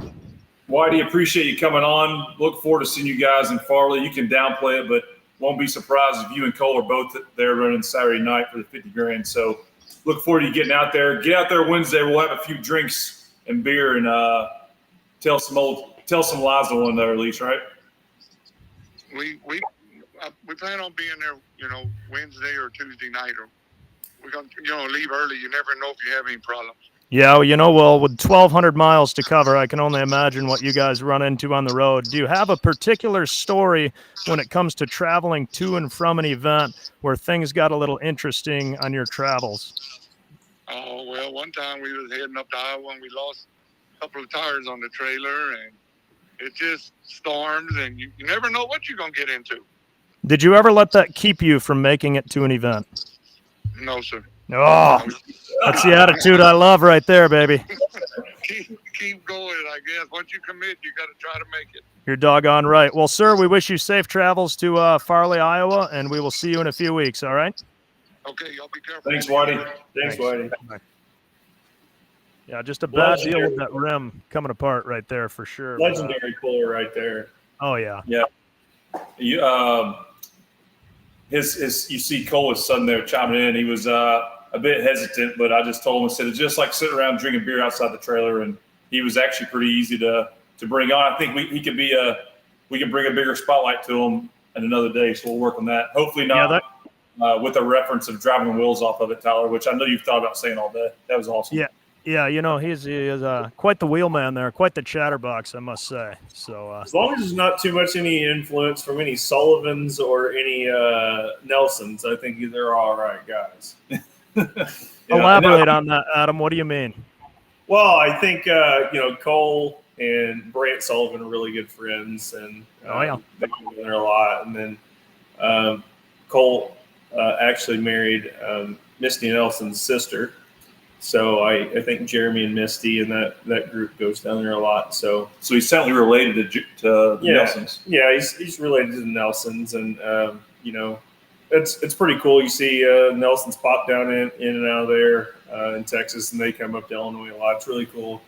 Have a really long distance family like that. A lot of love stories in pulling. Maybe we can do a love story version of it where wives are met at pulling tracks. You got two pulling families, one from Illinois, one from Texas. Married Adam and our guest Jamie met at a pulling track. So maybe we can dive into the matchmaker love session of the No Practice podcast tonight before the wax starts. But yeah, cool to get those guys on, and I would say they would be as much of a favorite to win that thing at Farley as anyone. They kick ass wherever they go. Can you just imagine that? Like when I go to a pull, and even when we had to go to anything over 10 hours, and I'm like, oh man, this is such a far drive. And then you have people like that from Texas, or even like the Sheltons from North Carolina that just religiously drive 10 plus, sometimes 20 plus hours to go to an event. I respect that level of dedication. I think we're bringing RJ on again. He threw the stat out there at some point, but I think he has a nationwide handprint that's probably bigger than the farm show, where people across the United States are literally coming from every organization to compete in that event. I want to say 38 states and maybe a couple countries. So I think all three of us can probably sit in the realm of saying we're not in a bad location. Like you look at some of the events across the circuit, you know, with Benson being canceled this year, you have Benson, Hutch, Toma, Farley. You know, you start looking in that side of the area, Rockwell, then you jump into Ohio a lot, and you're down in Tennessee. If you look at like where people are logistically located, I feel like I'm in a pretty good spot here in Southern Indiana for all the events that we attend. But you look at people like Blake Graves, or even from Texas, or even you start looking at Simons, where they're at in Iowa, and Bowers, and like people that run the East Coast, Brian McDonald in Maryland. You start looking at some of the places where these people are coming from for just a chance to compete at any of these events that we go to. It's pretty miraculous. And that's why I think I'm so infatuated with knowing the stories of being on the road and issues and good things or bad things that have happened, hearing those stories and stuff. But man, it's really crazy just to think that here in a couple of weeks we're all set. So it's like by Siri or Maps on Apple, as they say, it's a 12-hour drive to Minnesota. Take us about 14 hours with stops and things like that. And that's a pretty decent trip for us. There's people that are going to be going to that bowl that go, a lot further than that. And just what we all do stupidly throughout the year, driving around these thousands of miles to spend a couple days with our buddies is pretty crazy. I would get the beauty of what these fans have built the No Practice podcast to be. I'm going to give the fans the credit because we do, and I'm not embellishing, this is the truth. We have a big audience and we spotlight the sport, and it's cool when every time we can bring education of what Adam's talking about. Like this sport we all love it deep down. That's why we're here doing this outside of heckling each other. We genuinely love the sport. And there's a lot of things people don't know about the stories and the distance people go and what goes into getting from places. And we have a lot of fun heckling each other. It's makes me feel good about doing this every Wednesday when we see that paying off. And it's all credit to these fans, I'm happy to do this wax night because the fans will enjoy it. And John Mears. Yeah, thank you, John Mears. And we would be fools to not mention the European cruise when talking about people that travel from afar. It still blows my mind to think that they have a rig here and a tractor here, and they put somebody in the seat when they can't be here. That is the ultimate level of dedication. We're complaining about cost of traveling with diesel fuel, tires, this, that, and the other. They got plane tickets, plus all of that above. Yeah. Transporting something over here. I mean, it's Chance McGrath's another one. It's probably more impressive for him than anyone. I mean, all this shit's impressive, but he travels. He's on our continent and 2,900 miles away. I don't know if you can get further away than that. I know he's a guy we'll get on here one day. And brings some of the nicest equipment you've ever seen to an event. Plus, he farms delicious potatoes, which everyone loves. Yeah, we want to get him on here one day, and hard-nosed competitor. But speaking of touching the globe, the Outlaw Truck and Tractor Pullers are the organization that a lot of people call West of the Mississippi, but they have a huge handprint. Probably don't get the spotlight they deserve, with guys like Whitey and Donald Nelson, who's been on there. So as we've done with the show, bring on the leaders of the three premier organizations. Kyle Pesch, the number one in charge with the Outlaws, is happy to give us his time and educate us a little bit on what they have going on. So Tyler, bring Kyle up. We can ask him what their 100-foot rule is. Hey, Kyle, this is Tyler with the No Practice Podcast with Adam and Chase here. How are you doing this evening? Pretty good. How are you guys doing? Good. Doing real good. We're just kind of rolling through the kickoff of the pulling season and talking about what all there is to come. And do you happen to know, Chase was wondering if somebody backs out of it before 100 foot with the Outlaws, what the ruling is on being able to come back and run again? Depends on if there was mechanical failure or not. Okay, so question for you. If Chase just drives really shitty per se, and he gets out of it before 100 foot, can he say that that's a mechanical failure? Well, we're going to say Chase just needs to load up and go home. Oh, okay. So No, will you let him run again, but he has to run again right now, or does he have the option to drop 6 or to last? he would have an option to drop 6. Okay. Is what we would do. Okay. And he doesn't even need to say mechanical failure. He can just say, yeah, I drove bad and I want to drop 6. Is that right? Yep. That's how we do it. Okay. Chase said he's considering running nothing but outlaw pulling from here on out. Sounds great. Yeah. I don't know if you heard, but that poor little rascal's got to get his leg waxed tonight because he didn't do too hot at the last event. So I have, and I'm looking forward to it. yeah, you and me both. I was excited to have you on until I heard you chiming in there coming back. Let me ask you this. On a Friday night, do the same rules apply as Saturday night at most of your events? Yes. Friday night Okay. rules. Thanks for that info. Yeah, thanks for that info. Even on Thursdays. Okay. Yeah, Cool. No. I don't know what angle he's trying to work there, Kyle. No. He's a little disheartened. We run same rules every night. Okay. Yep. Adam, you had a question for him? No, I was just going to say, Kyle, thank you for coming on the podcast here.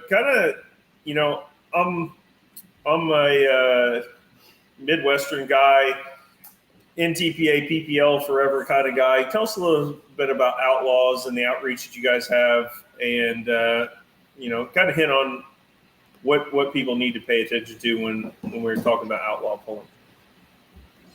Yeah, organization's been around for over 30, 40 years and has grown a lot over the last 20 years, 15 years. And we've got to reach basically from down where you were just talking to Whitey. Our further south pole will be down in Lufkin, Texas, just north of Houston this year. We'll reach clear back up into South Dakota. We'll be at the South Dakota State Fair this year. We're starting to branch out over into Illinois. Freeport this year, Cambridge, Illinois as well. And then we've also just brought on National Sled Pullers Association out of Colorado. So we've now got to reach clear out to Denver. Wow. And and so we cover the middle part of the United States very well. We've got 20 different classes that we offer for all of our different events.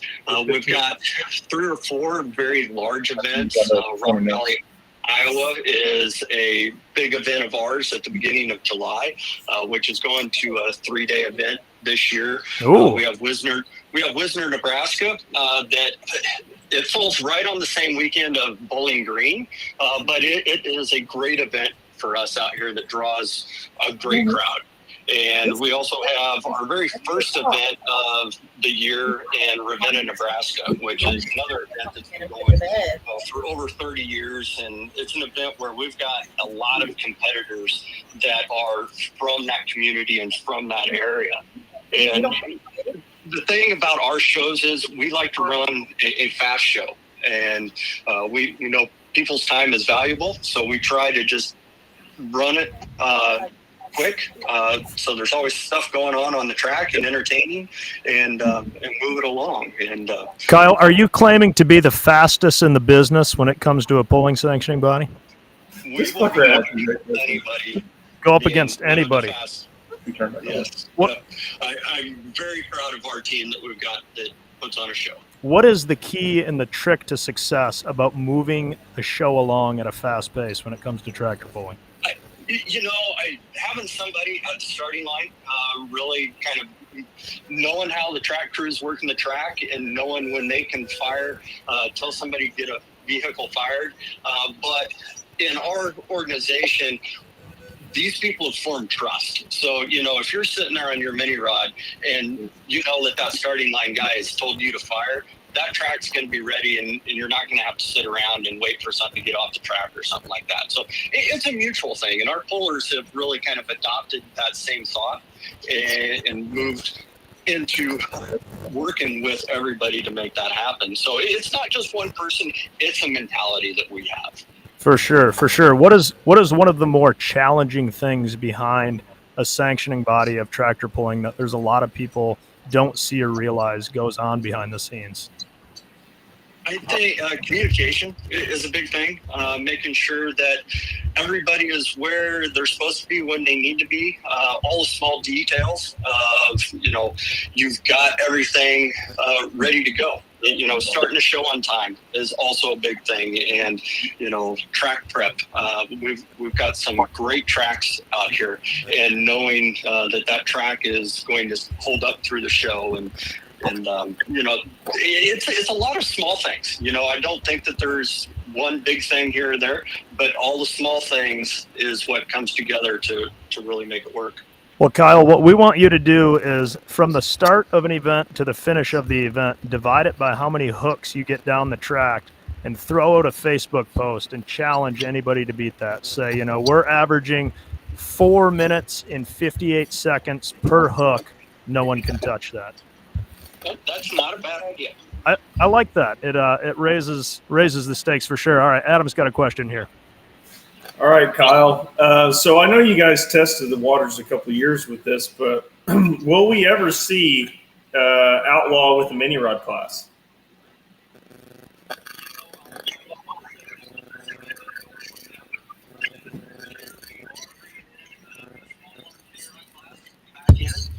When we did have it a few years ago, we had some good interest in it. I think it was growing. Our biggest challenge was just availability of a sled in the area, and you're well aware of the extra expense. The just availability is the biggest part. And if we would have given it another year or two, I think we would have seen that class kind of continue to grow. So we'll kind of see how our new mini rod class is going to come along and work for us this year.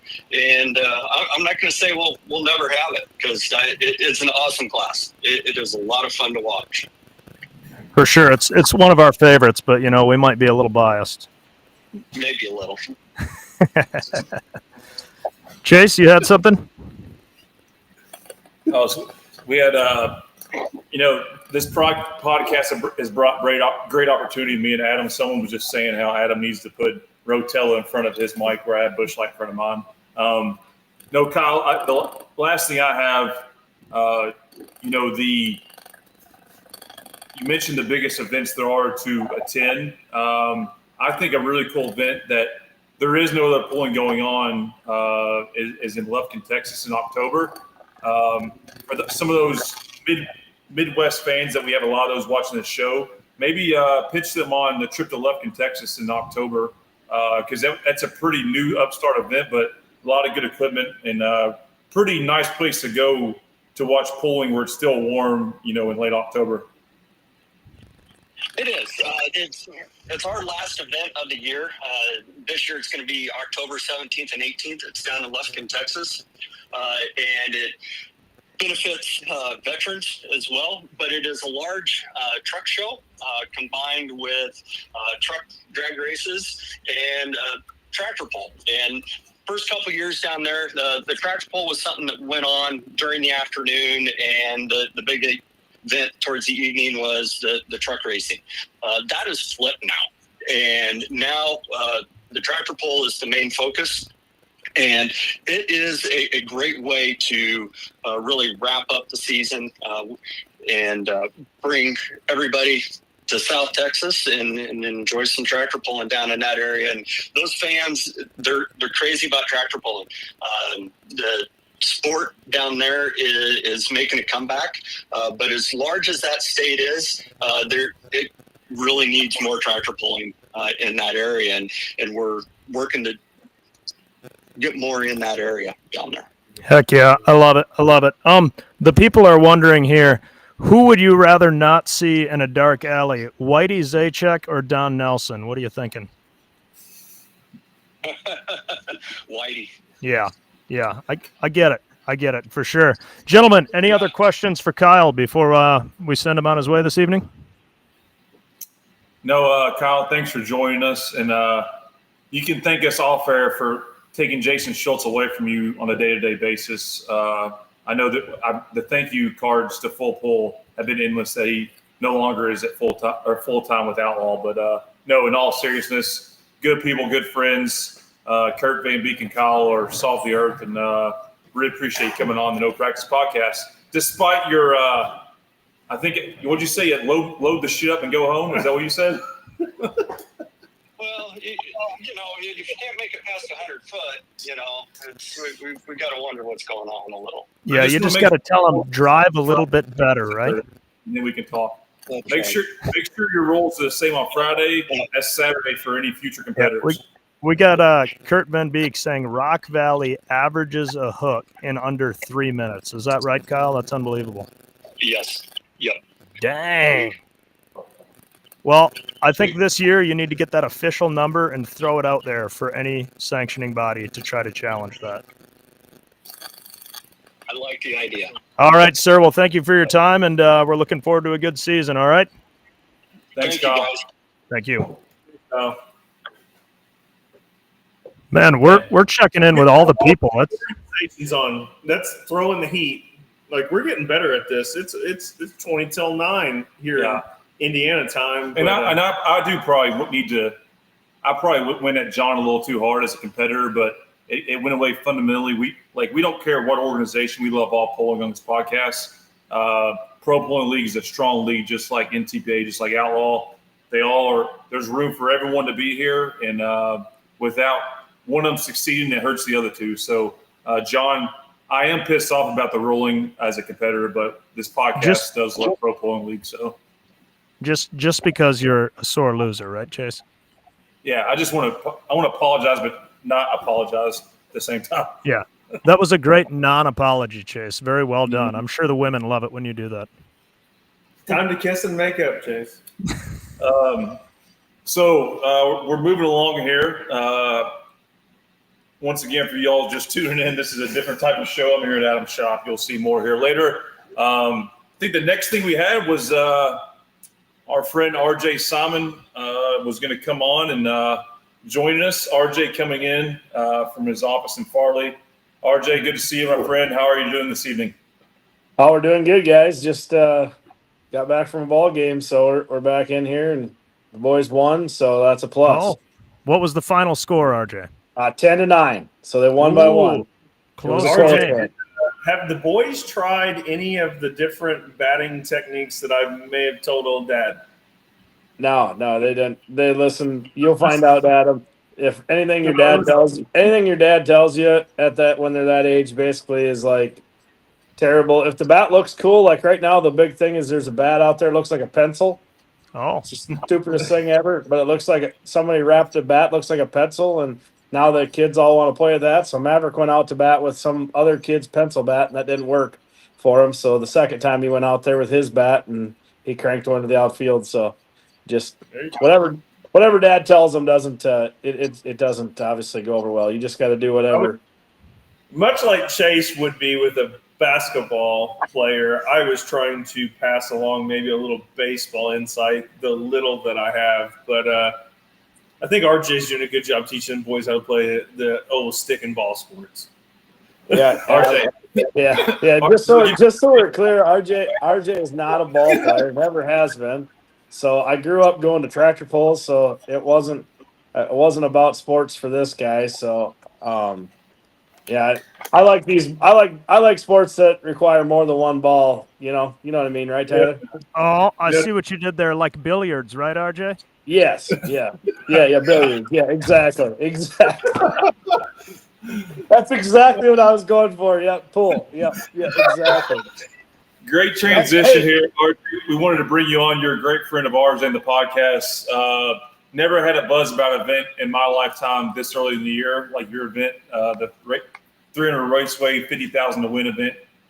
Tomorrow's 2 weeks from the shit being here and being real. So this is our last podcast prior to the week of. Wanted to bring you on to fill some any updates because I know you do have some, and let the fans hear. Yeah, just some awesome things, happening. Like just this week, we ended up having just today, actually, NTPA stepped up and got us some sponsors stepping up. We have Mac Trailers stepping up to sponsor the Lucky Dog for the Pro Stocks. So we have Beck Seed sponsoring the 4-1 Lucky Dog. And we got Chad Mayhill with CM Pulling Tires sponsoring the mini rod and 2-wheel drives. So right now we have we and then Sempico and A1 Insurance sponsored the God dang it. See, this is how 4-wheel drive class. So there'll be $2,000 on the 4-wheel drive class, the 4-1 and the Pro Stocks, and then the 2-wheel drive and the mini rods will be a set of tires, uncut. Ooh. That Chad Mayhill, you'll have to pay Chad to cut them, but the actual purchase of the tires will be free. So what that's going to do for the Lucky Dog, we haven't really come up with a name yet for it, but so basically those sponsors will pick a competitor for Saturday. So say, let's just use Chase for example, because he seems to be doing the worst out of you three. So say all of a sudden, Place. Shots. but so all of a sudden he gets. So say Chad Mayhill says, "I'm going to give it to the 22nd guy on Saturday night," and that happens to be Chase. Chase is going to get a free set of tires, which I think a set of tires, correct me if I'm wrong, is valued around $2,000 uncut. Yeah. So Now, I just got to chip in, RJ, not to interrupt you, but Chase would probably just sell those tires to me because he's a little bit of a chicken shit. He runs Pioneer tires. But Adam and Chase were both running Pioneer tires Saturday night at the Pullers Championship. Yeah. And shout out to Chad because 2024 Mayhills got the W on Saturday night. So I shout seen out to that. Chad there. Go on. I seen that guy. He was pretty awesome, and I want to say he had a little more facial hair than the rest of them, but I don't know. Yeah, I don't know Well, about that. I have to say, probably more than anything, and maybe as I stated before, I'm a firm believer that if we go to Farley and we just pull a rule mandate that has to be a 2022 or newer tire in the mini rod class, I'd be all for it. Now, the Pioneers did sweep first, second, and third on Friday night. Just saying. They got last place weekend finisher too. So they're all across the board. RJ. All I can tell you is that the ship has sailed. We will not be doing a tire mandate of a year. There's going to be enough rule enforcement here at Farley, including where your feet are on your tractor. Oh, you rascal, RJ. Anything that we're going to see at your particular pool that's different than any other sanctioned event. Yeah, I got to shut up and quit being jerks to you guys because I'm just kidding. But oh no, we like that.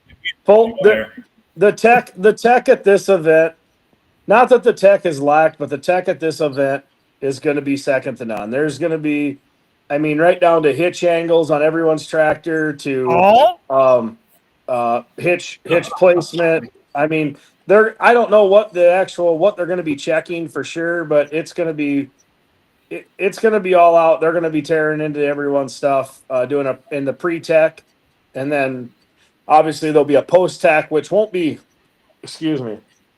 near as hot and heavy as the pre-tech, because the pre-tech's going to take care of most of it. We won't have to be getting super crazy with the post-tech. We're going to obviously make sure that the things that can be changed are checked. We're going to be obviously scaling, hitching right off the track. We're going to be scaling and hitching before we go to the track, but the one that matters is the one coming off. If you're heavy coming off, we don't mind. But if you're light, we're going to be. No other way around. Just kidding. I know. I'm seeing if you caught that. How's it going to work? That's how racing is. So it was a joke. It was a play on words there for you boys. Yeah, I see what you did there. That was pretty clever. So how's it going to work? I like to occasionally fast myself the day of the pull. And then what I call the hour of glory is when you've gone over the scales. So you're scaled for the event.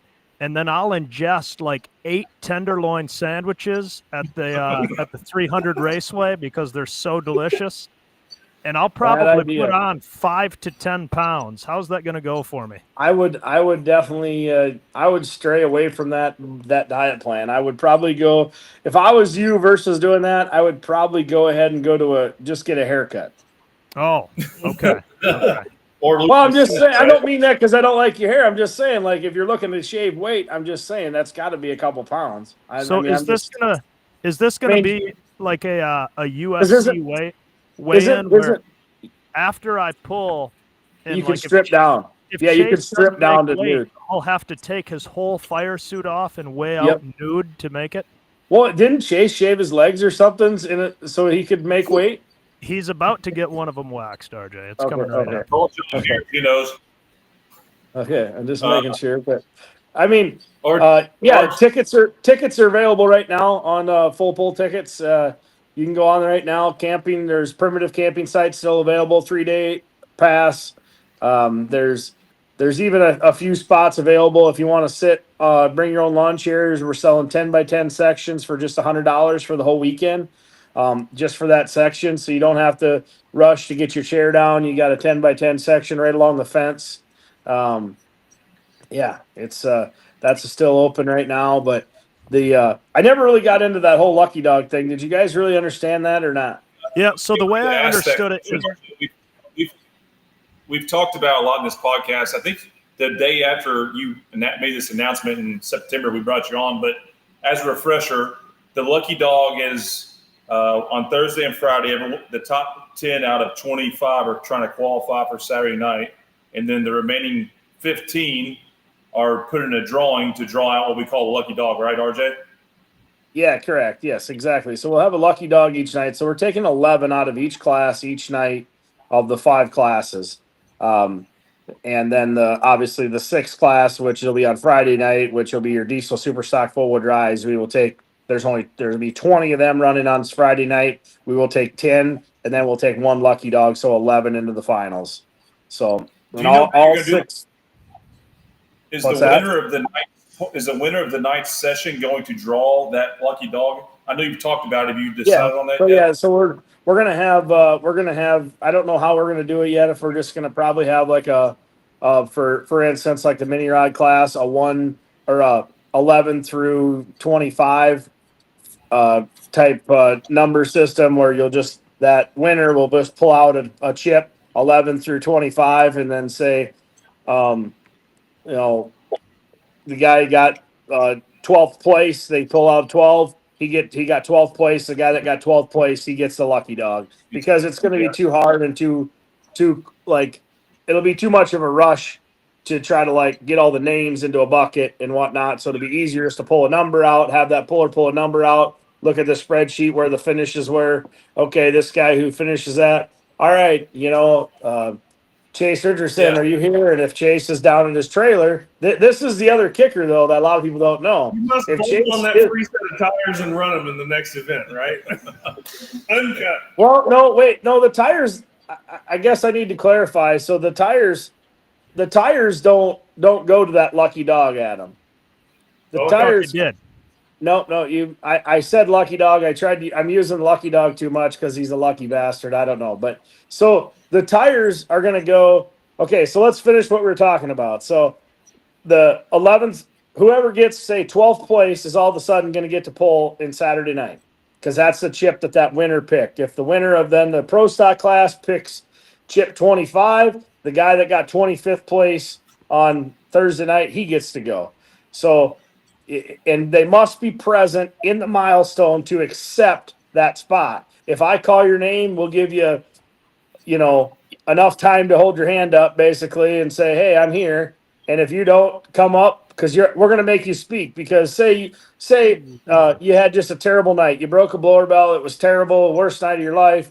And all of a sudden you get that lucky dog. We want you to come on stage and talk about your what do you want to say? Your second chance. John Hughes would say, bad driving. Yeah, your second chance at redemption. I guess call redemption. And so finally, I'll have a reason after the event to say, RJ, or say, Dad, I know you want to load. Yes. But RJ says we got to get to the milestone. Yeah, There's we a have- good technical functioning reason we need to be Yeah, present in the there's 30 milestone. minutes. We have to be present. If we're not there and we miss this lucky dog, unless, for instance, you're already in the top 10 with your vehicle, you don't need to go. It's not a big deal. But I think you should still be there because just what if, I mean, what if you need to stand in, I'm just saying. Absolutely. No, So for sure. So you're- Thursday so- night in the mini rod class, when Tyler wins it, and I'm next to last or last. Are you he'll running? be the Are one- you running Pioneers or Mayhill's Chase? I don't know. I don't think it matters right now. I'm gonna run everything. Yeah. Okay. Yeah. I'm sure it didn't matter the other night either. yeah, I don't think it did, RJ. Not at all. Not with driving like that. I'm RJ, talking all this. You guys, I don't even know how you guys are friends. I'm talking all this crap. My tractor is going to be upside down at 45 feet the first night of Farley, and I'm going to be like, "That was a mechanical. Can I come back and run again?" I don't know. I'm pretty sure. Weren't you the last guy to win at Farley last time we had minis? I don't know. If so, it was He's probably won all 3 of the luck. last 4 times he's pulled too. He is the heavy favorite there. But we have to check his tractor out and make sure it's measured and safe and everything. Yeah, I don't Yeah. think so. I mean, Yeah, it was built in a fucking barn in Michigan. I mean, Jesus, I Yeah, got one of it them was. chassis. I got one of them chassis too. Do you got? It's probably got an illegal hitch in it. I'll have to see if anyone's around that'll measure it while they're here. Well, that's why I don't want Bruce to get a mod. I know everybody will just protest him and we'll be screwed, Exactly. RJ, any other big news for fans? Like I said, this is the biggest Yeah, buzz I mean- round lifetime this time of year. I guess all I can say right now is, guys, is the amount of campers that are coming, and the amount of, the campers and the haulers and the people that so far have signed up and that are coming here, and the pre-ticket sales and everything. I mean, it's not going to be a small one. It's not going to be something you want to miss. If you can't make it, if you got something going on, if it will be live streamed on Full Pull Live all weekend. There's going to be a lot of things, like we're bringing back the best appearing vehicle award. You guys remember that when we were younger? That was big I at mean, Toma. Yeah, we're bringing that back. Like, we're going to have a couple of those given away. So I think that's cool. Miles and Dan are hopefully going to help us with that. And Full Pull Live, we're going to do that during the day.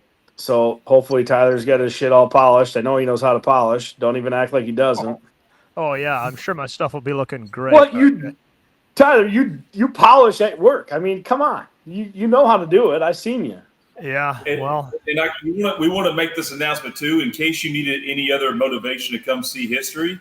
2 weeks from now happens to be no practice podcast night, and it's been confirmed. You'll see more announcements that the next episode of the No Practice podcast will be in the 300 Raceway Milestone Event Center live in person. And best news yet, there will be free Busch Light for you fans that are there while the podcast is going on. Hey, So still more information coming, but if you love pulling, we obviously know you love the No Practice podcast. You can have free beer, free Busch Light. So you guys know. we're going to try to burn your place down, not literally, but with a good time. Hey, I just want to throw this out there, guys.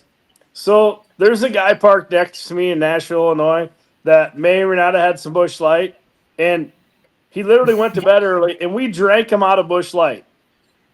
Like, we drank his cooler out of Busch Light. Does anybody have any idea who that could have been? Hey, but I went to bed early though, so we're going to redeem bet it. it was Chase.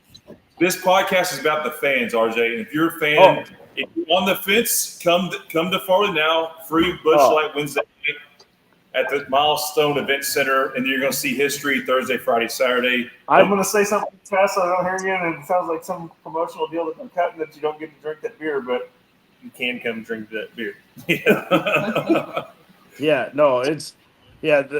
No cover charge or nothing. We're going to come. We're going to listen to the No Practice podcast. We're hoping that I'm sure Tyler's going to come up with some awesome games. That's going to happen. Maybe. No, Tyler, maybe. If you're willing to join in, RJ, I will plan something. I can't. I'll be busy promoting an event, Tyler, so it doesn't go All right, like well, that. But I'm sure. Can you But hey, sacrifice Norm? Can you sacrifice Norm? Can we get Norm? you just told him that there's free Busch Light here. Do you think this guy's going to be at any shape, in form at all to do anything? I think you could try. Yeah, we could. I'm sure Norm will be all right. We could sacrifice him, and can't we get? I'm pretty sure we can get Q-Tip, can't we? Oh, Tim Ray? Yeah, for sure. Tim. I mean, Tim that is was a famous he's a No team Practice player. Podcast former contestant when he ate pie for sure. So I mean, what about Dad? I mean, how's Dad feeling? Maybe we can get him again, or you think he'd be out on that deal? I'll ask him if we can get him participating. But I mean, we do like to diversify our contestants, so we'll see how many willing players we have present. But we're looking forward to it for sure. Do you think we should? We think we should put a stipulation on the free beer while supplies last, because Norm's already advertising this at Dirty Ernie's. It's going to get bad. Yeah, we see Brian Daly checking in. Chase, I'm not sure if that is smart to advertise free Busch Light in Farley, Iowa. So, Well, it's BUSCH, not BUSH, Brian. Yeah. But we'll just see you there. Norm checking in. I just put in for 3 days vacation. So if you're listening at home and you're on the fence, be like Norm. Put in your 3 days vacation. Head to Farley. Get there Wednesday night. There for the action on Thursday, Friday, and Saturday, where we're going to crown some winners for a record high in tractor pulling with payouts in each class, where the winner takes home $50,000.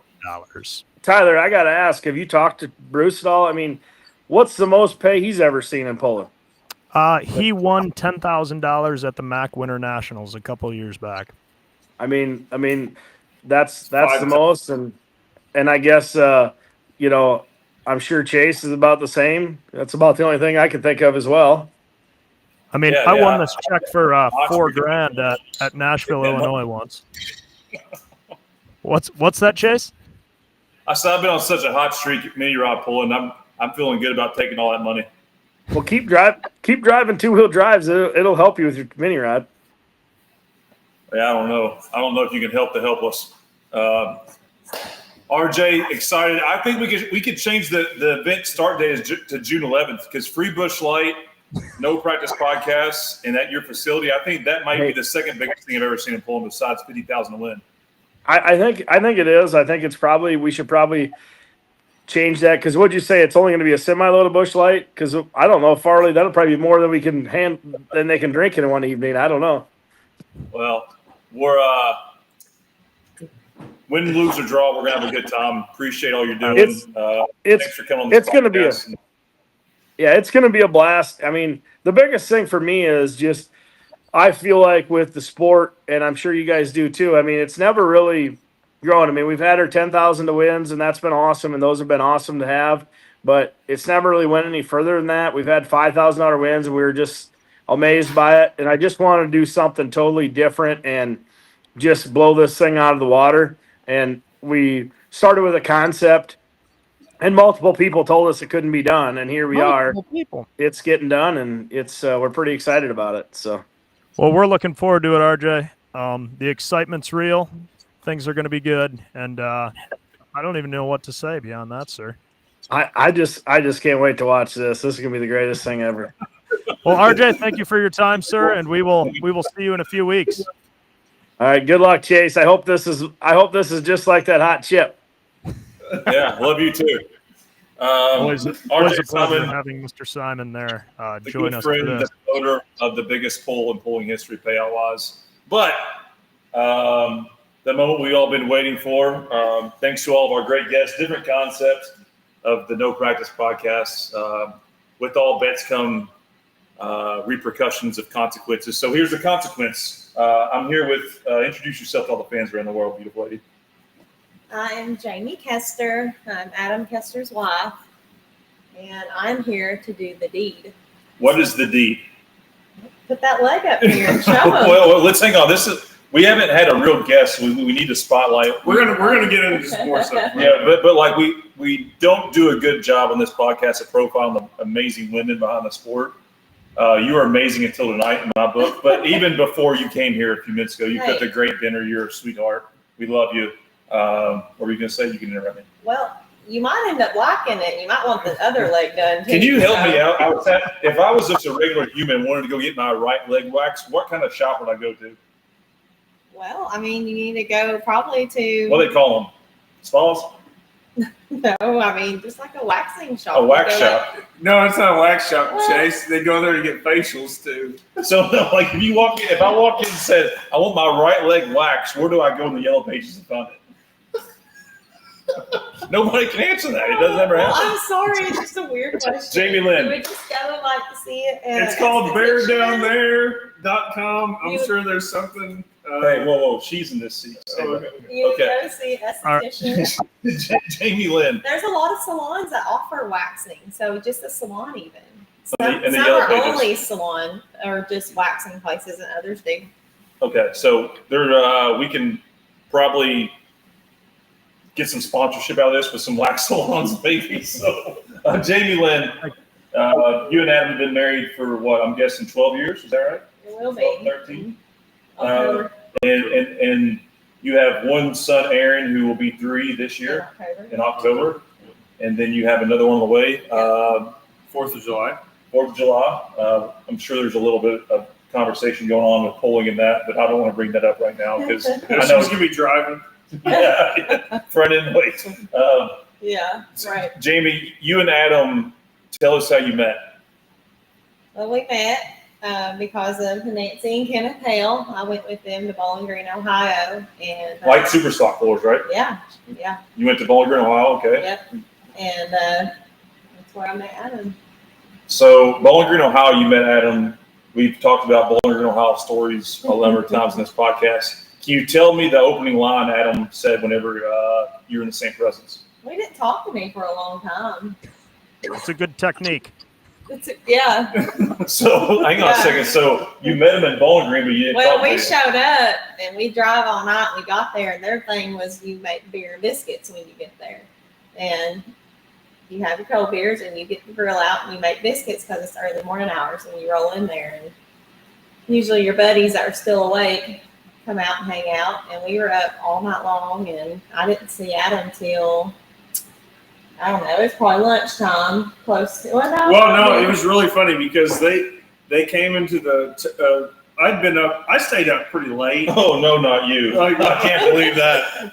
I was up maybe till 4 or 5 a.m. and I just couldn't do it anymore. I went to bed. Well, it felt like when I was woke up that I had slept for about 4 or 5 hours. I felt pretty good, right?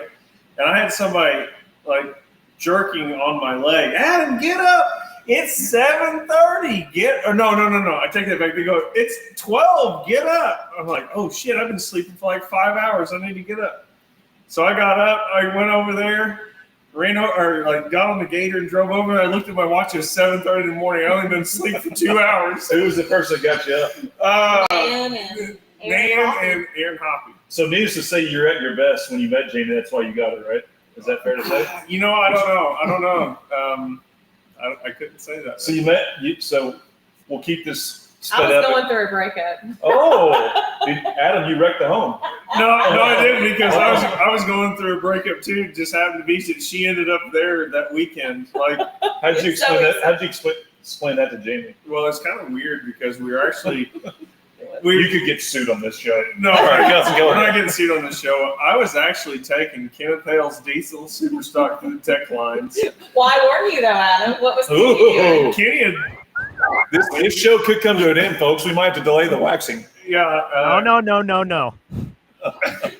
Kenny needed a nap. Kenny needed a nap. He may have looked at Greg Random for 2 seconds and threw up in the trash can. Oh gosh, safety first. Okay, so Adam brings a girl to Bowling Green. No. You're messing this all up. So, anyways, we had met, and it's early enough in the morning. If you don't get to the tech line at Bowling Green, it's like you're out. It's a big ordeal, right? So, like, somebody needs to take a tractor through the line. So we'll do it. Ain't no big deal. Well, come to find out, it don't have ignition switches or it don't have buzz boxes or anything. We're trying to figure out how the guillotine works and everything. Somehow make it through there, but somewhere along the trip, I see a rental car pulling in with some of my family members, and at the time, an ex-girlfriend that just decided to show up. And It's a man that knows a story here. Genuinely. well, no, I even told her like Well, I was we standing on the were. track. She was standing on the tractor While right he next to was- me. Oh, but he wasn't talking to you yet. No, This was no. after he started talking. Oh, okay. This I'm was- sorry. We're jumping around, fans. We don't want to. I mean, This this is a great love story. Very, very odd ordeal. So basically, from there till the end of the weekend, it was. I had bowel movement, so I had to go to the bathroom a lot, and I may have told her that I needed to use the restroom, but I went and go see my wife. Well, Now wife.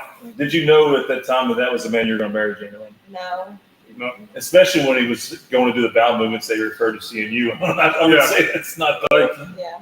I told at the time the ex-girlfriend, because we were broken up, but she just happened to show up. I was like, I got to go to the bathroom, and I would be gone for like 2 hours. Well, that's pretty normal. That's Right. normal. Maybe cut that out. But anyways, Good movement. anyways, she didn't even give me her phone number. And then Ever. That entire weekend, after we met, that entire weekend we talked, whatever happened that weekend, she wouldn't even give me her phone number. so then what? Would you go home? And then when did you see her again? Did you drive to Tennessee? Yeah, but it was Drive to numerous months later. 2 months later, I eventually had coerced my way through a friend of hers, a mutual friend, as we say, and I was able to, Addison, acquire her phone number, and somehow we got linked up in Knoxville, Tennessee. So, The rest is history after that. Yeah, that's right. What a love story. Go to Bowling Green, Ohio to find love and find the bowel movement restroom experiences. No, it's Chase. It's called when you have a stage 5 clinger and you can't get rid of them, I understand. and they show up. You have to come up with any excuse in the world to get away from that. oh, Adam. Yeah. But anyways, Well, this is all. she's been completely worth it. She's I'd say you did well until tonight. I You refrain might from like it. comment. Yeah, Hey. you might like it. but a beautiful woman. Jamie, tell the fans what you do for a living. Well, I actually own a salon in Tennessee, where I'm from, down in Tullahoma, and got a few girls that work there, keep it going, and we make it work. I go down once or twice a month and see my mom and dad and family, and they get to spend time with Aaron, and I work a few days and come home, and Go pulling. yeah, pretty much. Go pulling. So, have you ever performed a wax procedure before? I have. I waxed Of this magnitude. Not with that much hair, Oh, no. okay. But I've waxed my sister's legs before, but it's probably been 15 years. So I'm guessing they didn't look like is- this. No. Okay. As most No Practice podcast staples are, we like to profile our guests. Probably the most famous guest ever Yeah, of all right. time, being Adam's wife. No, seriously, you're an amazing person, amazing human. We are talking Thank you about- for being here to do this unsincerely. We normally like to do a segment that Tyler calls the rapid fire. So without preparation, you are here for rapid fire. I know Right. you watch the No Practice podcast. So Tyler, I know I've been rambling. The floor is yours. Have your way with Jamie Lynn before she has her way with me. I feel like I've been rambling all night, Chase. So I hear you, Jamie. These are super easy. A lot of them are Adam based, so it won't be a problem.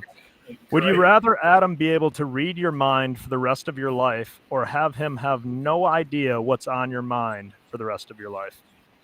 Oh, no idea for sure. What is something Adam doesn't give himself enough credit for? About everything. He works too hard, and he never gives himself enough credit for things. So I'm always tooting his horn. That's probably a euphemism, but we'll move on. What's Adam's guilty pleasure that no interruptions. What's Adam's guilty pleasure that no one knows that he'd be embarrassed for people to find out? You don't look at him. You got to answer. I don't know. This isn't dirty. Like, this can be anything. Like, does he read Little House? Why do you think I'm thinking dirty? Like, because you looked so hesitant. Well, I don't know. There's It's nothing guilty. he doesn't like about. What do you catch me in the house like when we're about to go to bed, and you're like, here's some rustling in the hallway. What am I doing? Sneaking into the kids' snacks before Yeah. No. She goes, okay, so she's gone, every couple of weeks, once a month to Tennessee, and she'll come home and whatever trash can I'm nearest whenever I raid the pantry. Adam's guilty pleasure is sugar. Yeah. Okay. He's got a sugar thing. Seems pretty sweet. He'll polish off like a whole box of Teddy Grahams at 2 a.m. No. Yeah, he anything that he can find, gummies or anything, he's eating. And then I try to find them for Aaron. I'm like, where were these? Why is there one left? And then he says, "Have to go to the restroom." And then I look in by the toilet, and there's 30 packs in there. So. Oh, eating on the toilet, classic Adam. That's the real answer. All right. Yeah. What's the? Yeah. You got it. What's a bigger turn on? Adam deciding to cook a meal or doing the laundry? Oh, probably cooking. Have you seen me lately? Fair enough. All right, this is a tough one. Will Chase ever get married? If he's smart, yeah. Okay, I find fair him a enough. good woman and tear her down, but He's just got to spend more time at Bowling Green, and he'll find the right one, right, Adam? I don't know. No, he seems to have a lot of fun, so maybe he don't need to get married. Fair enough. We'll leave that right there. All right, who would you rather babysit your kids for a week, Greg Randall or John Mears? For a whole week? A whole week. Those are my only two options. Those are your only two options. Shout out to our earlier guests, even you, John Mears. I'll give Greg Randall a go. Okay. What is the dumbest thing Adam has ever bought off of Amazon where you saw it and you were like, what the hell are you doing? Oh no, I thought that. Never mind. You know I was going to say. Come on. Rapid fire, Jamie. I'm trying. There's been so many dumb things. I'm gonna have to pass. I can't think of anything right now. Must be hitting the chase button. Okay. Oh, fair enough. Well. No, go ahead. He bought some shirts that were pretty funny. Which one was that? What's that? Oh, yeah. Sex Panther shirts. Let's just go. I spent $400 on about 10 T-shirts. All right. Pretty much, he spent a couple hundreds of dollars for maybe 10 T-shirts. That's fair enough. You're funny. What is Adam's least favorite habit that he does that you've just accepted? Biting his nails. Oh, I'm a big fan of that. I do it, Adam. I'm guilty. I can't stand it. Who would you trust to bake your kids a birthday cake? Uncle Dave, Chase's father, or Farmer Bruce, my father? To bake a cake. Oh, I'll say Dave. Because Bonesy probably secretly that's what it was. Because he'd have Bonesy right there helping him secretly, probably. Yeah. I would agree with that. And final question, when will we see you behind the seat of a mini rod? Well, Adam quit knocking me up. You gotta fix that, right? All right. He wanted me to get it in it last year, and of course. Instead of you getting in it, he got it in, is what you're saying. However you want to look at it, it happened, okay? All right. Well, fair enough. That's our rapid fire segment for Jamie. Well done. Jason, I don't know you're laughing. You're prolonging the inevitable. Yeah. Now that we know a little bit about Jamie Lynn, I believe we have an intro video to get to our final segment here of the show. You won't look good after this, man. Thanks, man. So ready? Yeah. 1, 2, 3.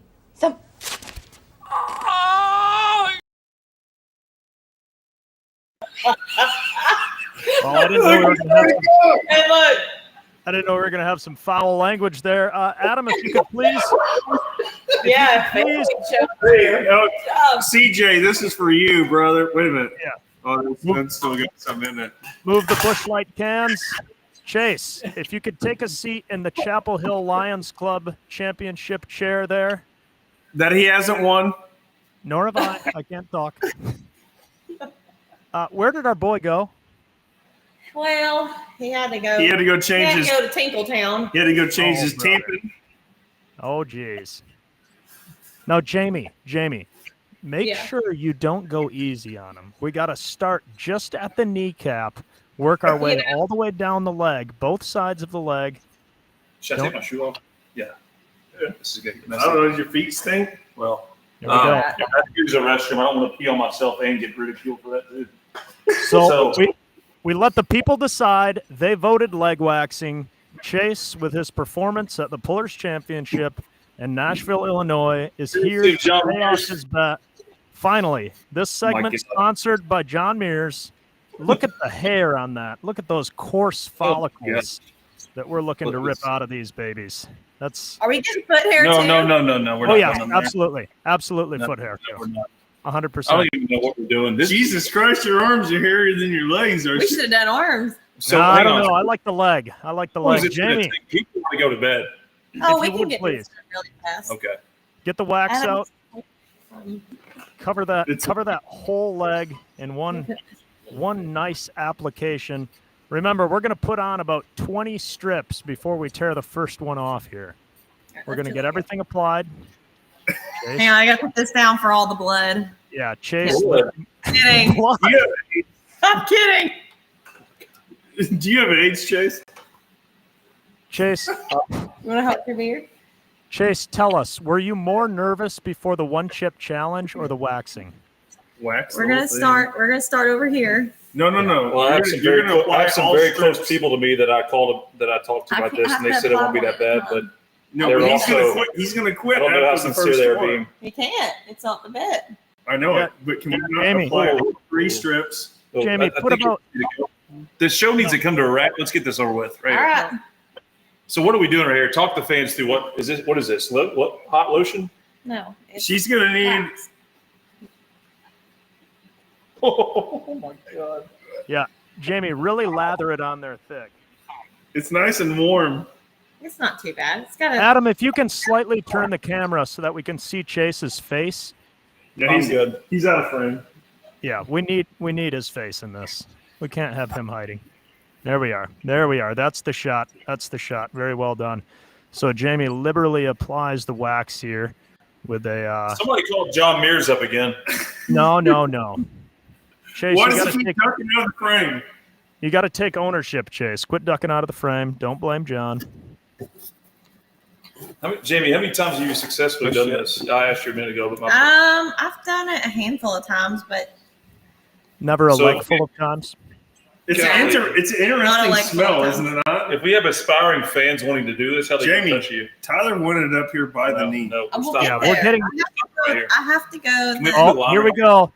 Chase, hold still. Hold still. Oh, we First start strip right here going with on. this? Yes. Yes. I thought we were No, going no. to do it all. No. You can't do it all at one time. You're gonna So have, what? So you're gonna have at least 4 good pulls off this leg. More than that, we're doing the leg, not just a couple talk me patches. through. You're Talk me gonna be through where we fine. are with this. Now, Jamie, let that dry and put on a couple more of those before you pull that off. See, that's what I tried telling No, you. do it Tyler. now. Do Y'all, it.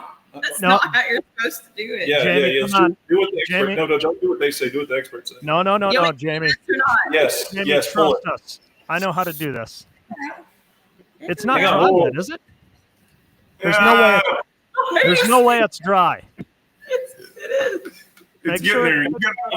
What are we trying to do? Adam I and love Tyler, how all of them are shut trying up. to do this. How does this procedure normally work? Well, you just push it on there, you let her dry on there good, you hold the skin tight, and you rip, and you're going to get knocked the hell out and you'll back up.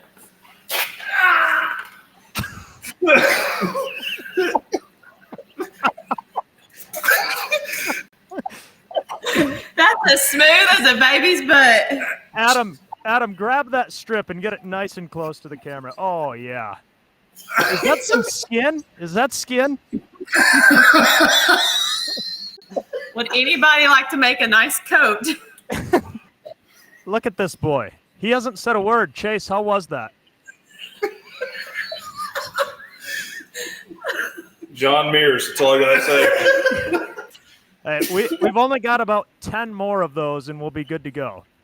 Actually, we can get through pretty quick. Yeah, dude, that's clean as F right there. God, it burns afterwards. We're not to the calf yet, brother. We're not doing all this on here. Yes. Oh, yes, we are. People don't. Yeah, I think they assure do. you they do. See what the fans say in the comments. Do they want to watch this or what? Now, Chase, is it still tender to the touch? It's screaming right now. It's don't go too low. Yeah. Well, you don't want me to leave patches, do you? For anybody Shout doing out to you fans. This is all for you. We love you. there's not a hair in sight on that leg. Yeah. Now we need to hear from our. You feel like that without telling me. Hang on a second, Jamie. Oh.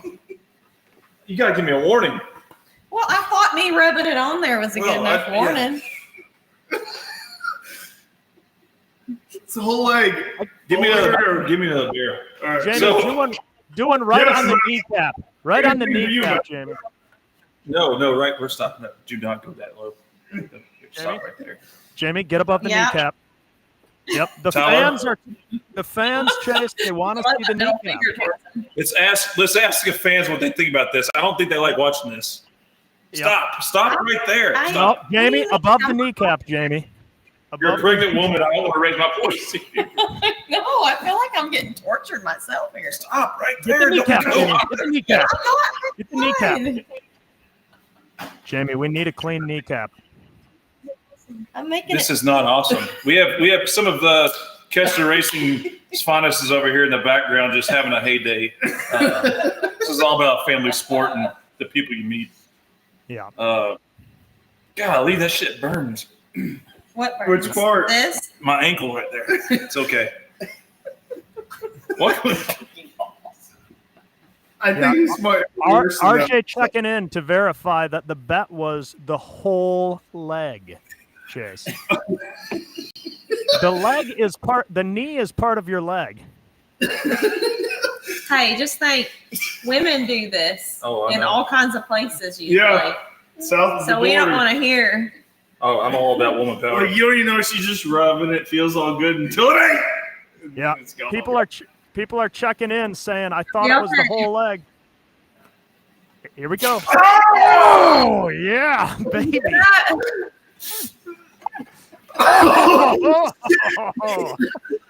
Holy shit! Oh! All right, I got kneecap scars down next, there. Jamie. Kneecap next. No.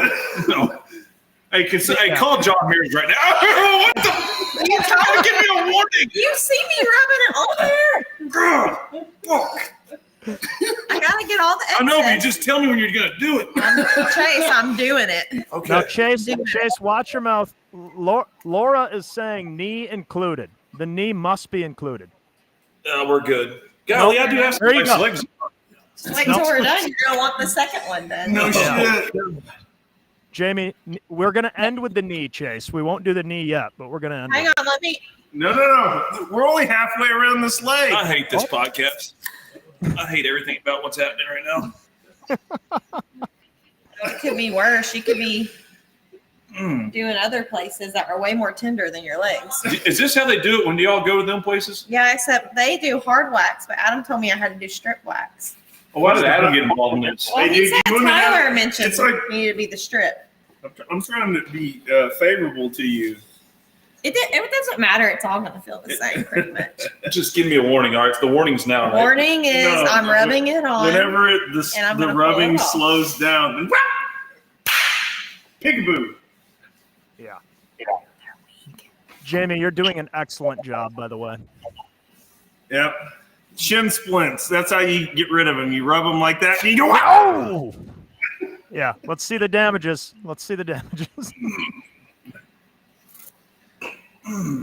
Oh, baby. Kendra checking in. A half leg technically does include the knee. A half leg technically includes the knee. Breathe. How much more's left? We're not doing everything. Are we? Halfway, dude. You still got all the way around to go. Fucking John Mears. This I'll tell segment. you what, that is the softest leg. Can you evaluate where we are? Okay, so we're at the halfway point. Wait a minute, Chase. We have and maybe we'll leave this up to Tyler. Do not go up there. Stay down there. Jamie, above the knee, Jamie, above the knee. I'm doing the line, and then Damn, that shit tickles. Tyler, we have a phone call. It says if he does one up by the bikini, we'll forget the rest of the leg. Would you agree if there was one up by the bikini line, will he forget about the rest of the leg with one? I don't want to rip his sack off, Adam. we may have to tack it. Isn't this podcast supposed to be about pulling? Yeah, it's pulling here. Hey-oh! That's the tie-in. Adam's here all night. Oh, Jamie, that looks like a nice application. Yeah, I hear the Trying calf. to keep it even. Dude, So, keep Chase- that down there. You keep going up higher. I'll make it. Look at the line. Yeah, no, just Make keep it it down. on. Oh, careful with It's that gotta be laptop. pretty, We can't lose Chase. this camera now. Oh, look at Gotta that be- angle. Oh, man. Oh, the calf is going to be a bit more tender, Chase, than the front of the leg, by the way, because you've just got that how we gonna bone do up that? front. There's a lot more nerve endings on the calf compared to the front. So maybe just take a deep breath and get ready for this because it's going to That's hurt. not the calf. All right, look at that. All right, we need to see Chase's face in this too now. The face and the leg. There we go. That's the shot. Oh, baby. Holy that. shit. What a Look at that. bountiful So harvest. Ooh. I think we found Wow. Bigfoot. Yeah, Yeah. we found Bigfoot. Yeah. Fucking cocksuckers. Not you, Jamie. Oh, Jamie. I got conned into this. Oh, you are just so great. You really do have pretty legs, though. Yeah, We are There's always. I think we are going to have to players end with the in leg. kneecap. The kneecap.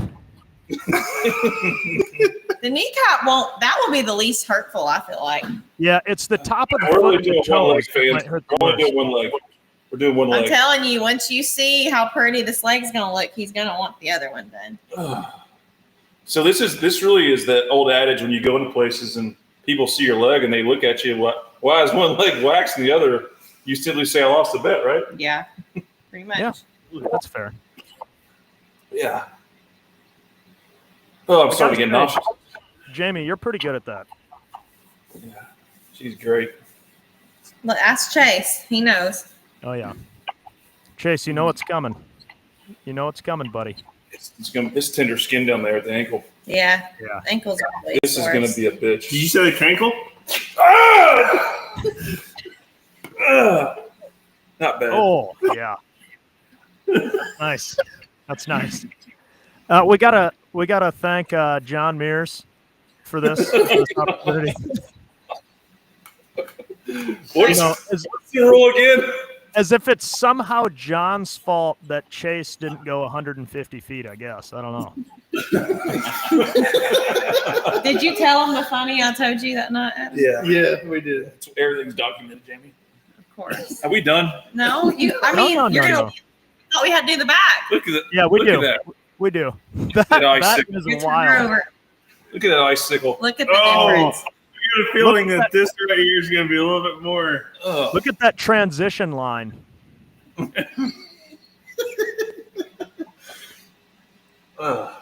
This does make my stomach hurt. Does it? Drink your Worse beer. than the one chip challenge? No, I'm good right now. Do He's what? gonna wake up during the night and rub his leg and think that some cute girl's laying beside him. That wouldn't be the Yeah. first time. That'd be all right. It's going to call him the stranger. He's gonna have this nice soft leg. Mm. Oh, that It's looks like about a 2 weeks. I'm that looks surprised like Chase isn't bleeding, right? look at Why that would he be- supple, tender calf just about to get just ripped Calf. apart. I don't see no calf there. But Chase, think when we you need to get- asked us if we wanted to do a tractor pulling podcast, is this what you had in mind? I think think there's a lot of I think things that's he a wants to say fucking. right now. I think there's a good way to say fuck you without saying fuck you. Chase, language, please. Family show, please. Yeah, it is a family show. Yeah, come on. This is gonna hurt too. Aren't you It's used to it by now? This isn't going to feel great. A little strangler up here. I'll get it. Yeah. Jamie, don't forget the back of the knee Can I as get it? well. Can I get in Inside there? Do you want to Yeah. pull one? Yeah, can I go Okay. slow? Oh God, no! I do not let Yeah. him do that. Go slow. She's going quick. Well, you're supposed to. Is it? Grab that corner. In this corner? Pull it back. Go. Oh, sweet revenge.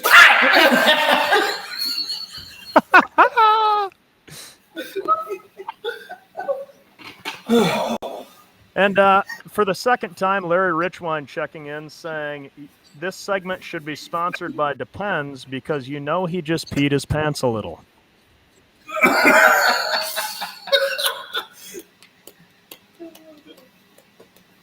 Goddamn, I love Chase, your leg good. Oh, Adam, if you God. can, Adam, if you can place your hand in front of the camera to allow it to refocus, so we can really see the detail and Chase's pain and anguish. It's all about the fans. There it is. There it is. Thank you, sir. Thank you. Chase, just keep telling yourself you love this show. You love this show. Yeah. Let's start a podcast, guys. Let's start making bets on air. I think people will love it. I didn't have that idea. That was Tyler's.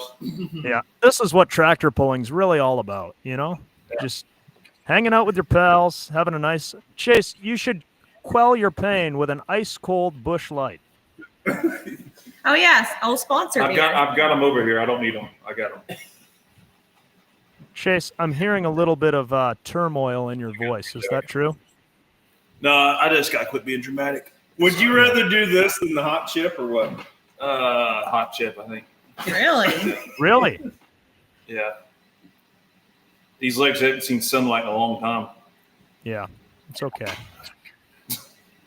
It doesn't change anything. I think you need to go swimming next week. You cut through that water. Oh yeah. Oh, I think this one might hurt worse more than the rest of them. Oh, down on Well, that tendon there by the heel. Yeah. Yep. Everybody's pulling Achilles right now. What happens if you pull on this side? You don't. You always apply going down, What and if she then rips my Achilles out? on you this? pull going up. Can you rip my Achilles out?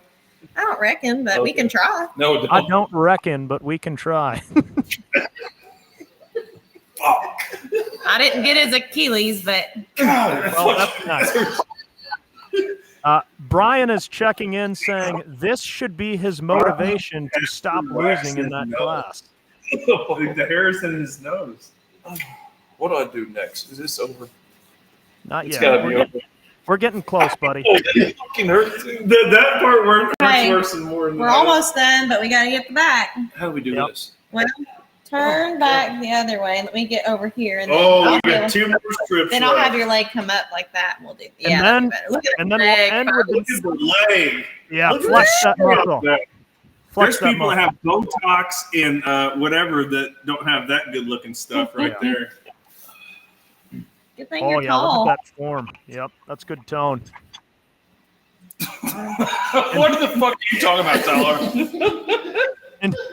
And to think, Donnie Sullivan claims to have the sexiest legs in tractor pulling. Chase is giving him a Oh, run for he's his gonna money. have to put him up here. Oh, white hair, Donnie. Come on.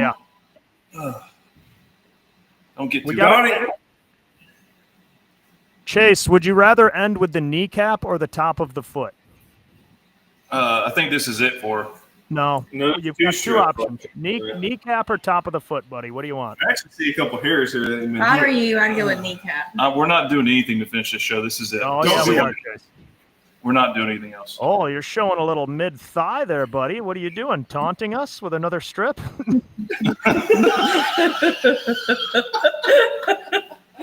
Thank you. Oh my god. Keep that up. Adam will be slipping you a single there in your shorts. Yeah. Right? Is this show almost over out of time? It's getting close. It's getting close. Elliot, I have 100 messages right now. Yeah, it's okay. I'm not This would be thinking a- straight. This would be a bad time to pee a little, Chase, because we'll be able to see. Oh, Jamie's really working this strip in here, making sure no follicle is left behind. We want it smooth, I'm gonna get this close to Chase. It's gonna be we got to good. work on a couple hairs on this thing here. Yeah. Hope that baby's enjoying this. Oh. Now, Chase, tell us, does it still feel as bad as the first one, or is it getting better because you're used to I it? think that was the worst. Really? Interesting. Save the most tender for last. Do you feel it up here? I'm just grabbing whatever I can get a hold of. I've dropped too many F-bombs. Hope my mom's not watching. Yeah. Yeah, there's families We that done? watch Almost. Gotta watch Yeah. Look at that. It feels so weird. Yeah. It feels like you're touching that girl, but you ain't. All right, let's get the top of the foot and wrap this maybe after this next one. Okay. Well, we'll get the top of the foot here after we get the back of the calf. Okay. Literally, This would be the worst. I've got this I one. thought it was going to be easier. Jamie, I think you needed to do both at the same time. No, this is it. This is No, it. no. You get the calf, I'll get the top. Oh, of the yeah, foot. let's do two at once to end it. Let's do This two is at it. once. No, we are not doing the foot. Come on. Those are my, no, Chase. guys. Stop the foot. I love you all, but Chase. I hold that. We ain't doing this. No, Yes, come on, sir. Chase. Yeah, Chase well, don't hurt at all. I'm not doing it. This is the leg. I'm Dang, holding you got some scars on that knee right there. Okay. Well, rip them Why are all off. the red spots? What are all those red spots on your leg? Let's It's zoom just- into those. Every It's scar the has a story. follicle. It's the follicle. Oh, your follicles are bleeding, the poor little buddies. God, don't go up there, Jamie. Well, I have Get in the back of the knee, Jamie. Back of the knee. Oh, yeah. There's a lot of hair right there in that. Well, groove. it's just right here. You Now might as get well the take. groove. Oh, We don't want it to stop. be- Stop. Oh, it's groove. right at the That's the top. leg. Just stop. This is still your leg. Stop. Quick Stop. lather a bit up in there, Jamie. Come on. Oh, stop. That's it. That's it. Sorry. I love you, but I don't. Yeah. 2 strips. And then the top of the foot, and then we're done. Tyler won this bet. You cannot argue with him. The bet was the foot, not the leg, not the foot. Now, your foot is part of your leg, Chase. No, it's not. Yeah, it's I not. think so. Oh, here we go. It's almost pull time, as they say in the Hold on a industry. second. We gotta get a zoom in so we get good quality. Yeah. Now, technically, this is First, Chase, the pulling- top one or the bottom. Just whatever's easier for you. pulling related, Chase. We're just pulling hair instead of a sled, so technically it all ties in. Oh, she's really working that one in good there. Chase, There we why is go. there a bulge why is there a bulge in your pants? Oh. Man. Every time see I why always I think pulled it's that? skin. Yeah. Dude, it sounds like skin's getting pulled in here. I Just would saying. imagine. Yeah. Brian Daly, Norm checking in saying that was a full pull, Jamie. I've seen better legs on a bald wooden piano, is all I'm saying. I don't know what that means. Chase is giving it run for its money. All right, Almost over. top of the foot, No, and we can end this. You get the residue off here. Damn, Yeah, Chase. Can't have any of If that. I was into other guys, those legs would still be ugly.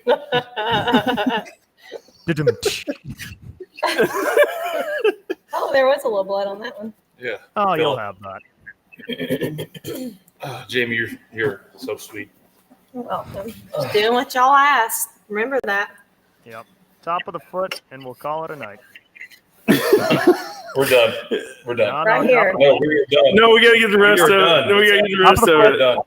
Top of the foot. Let me lotion it up because you don't want Yeah, that left over. she's got to put lotion on it.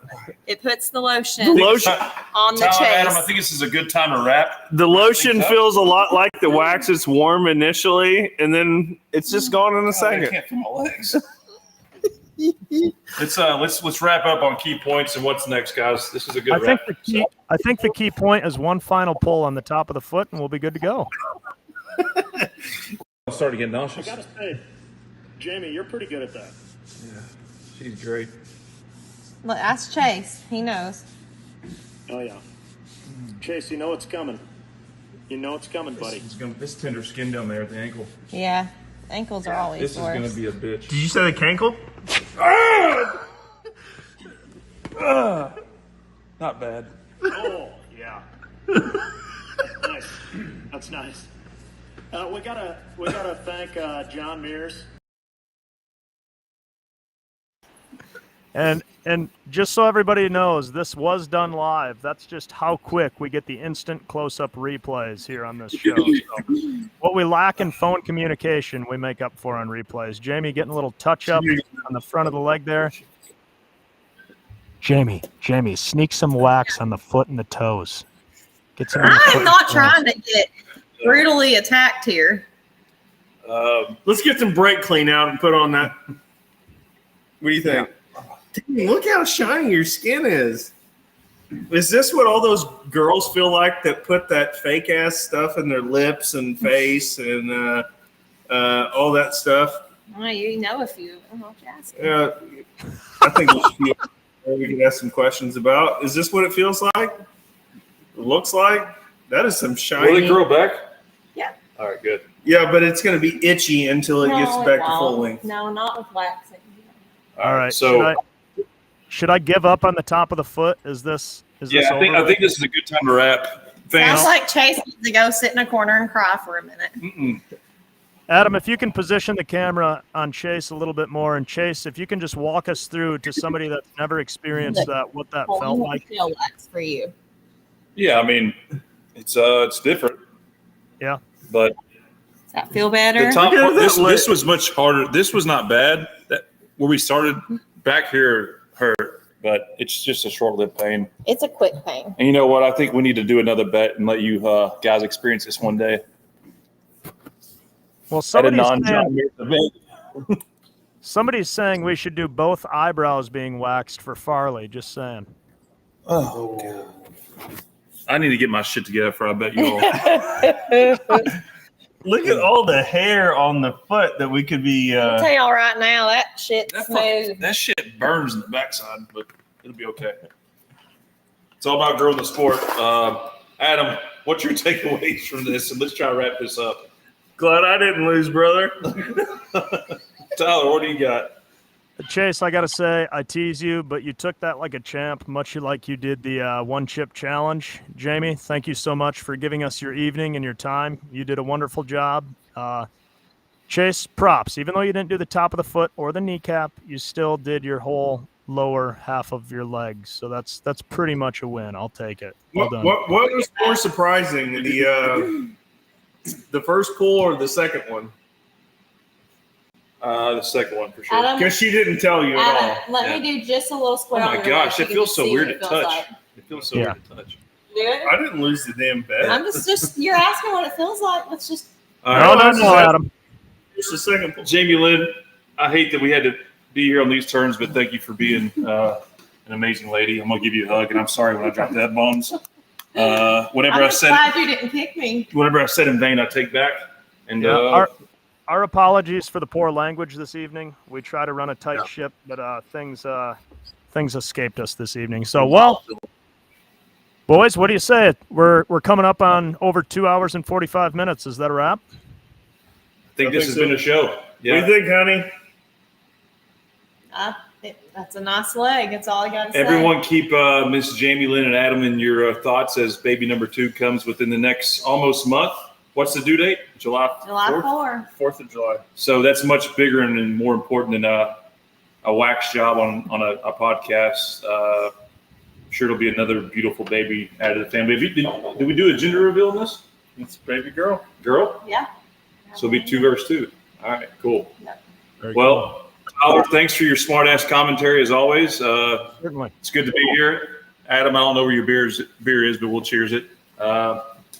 Jamie Lynn, I don't get the cheers. you don't deserve a cheers for what you did to me, but I do. We love you. Thank you.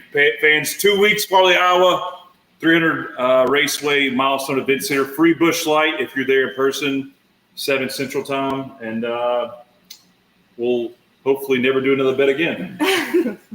Can't wait for the next bet. All right. See y'all. So long, Thank you. everyone. Thanks. See ya. That's a wrap. Bye-bye. We hope you enjoyed this episode of the No Practice Podcast. Have a good one. Bye. Stay tuned for the next episode, where we guarantee there still won't be any practice. Bye-bye. Bye-bye.